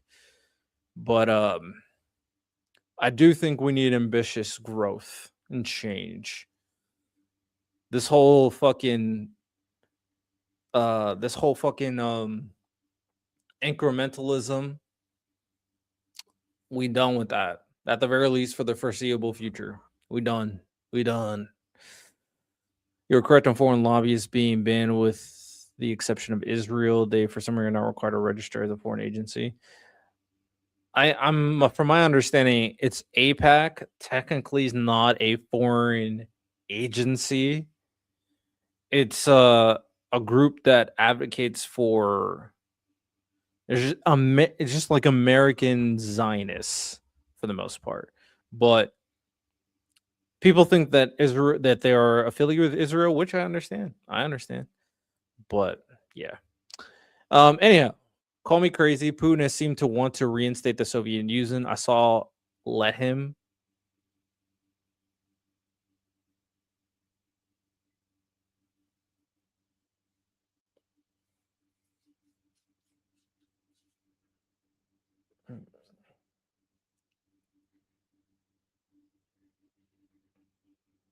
Okay, let me read that again.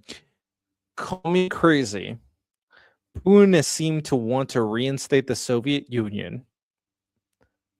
I say let him. Peaceful moving forward, obviously. Well, if they can figure out a peaceful solution towards that, two superpower equal friend. Yeah, I'm gonna say no. I'm gonna say no. I'm gonna say I'm not a fan. I'm gonna say the Soviet Union's not good. I'm gonna say not letting them take over Ukraine is a good thing. I don't know how you can make them taking over Ukraine peaceful. I'm gonna say no to that as well. I'm also gonna say them taking over these Baltic countries is also not good. Not good. Now, Russia, if you want to pay me like you paid Tim Pool, go ahead. I will not spread Russian propaganda, but you can give me money, though. I appreciate it. Just send me money. I will spread my own propaganda that is anti-Russian, but I'll take your money. Thank you. Just send me money. If it can be done, it can't, though. Like Putin, there's nothing that Putin will do that makes me think that they want to do things peaceful. They don't. They want to be the number one superpower. They want to be top dog. Top dog. So, and Putin started it, man. It's Putin's fault. It's Putin's fault. Okay.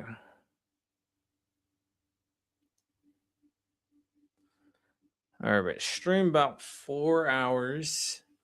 It's already 11:30.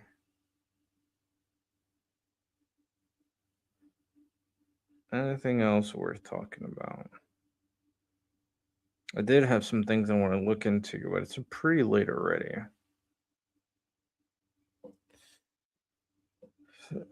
Top down,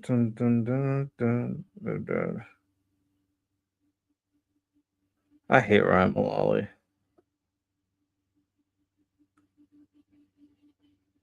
Top down, top diggity down.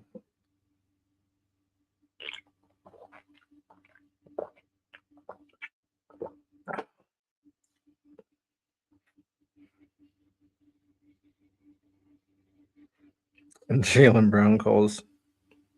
And hilarious. All right. I'm probably going to end it here, and I'll probably look into some of these articles at a tomorrow stream. I will stream tomorrow. Probably after I come back from a baseball game, but I will stream tomorrow.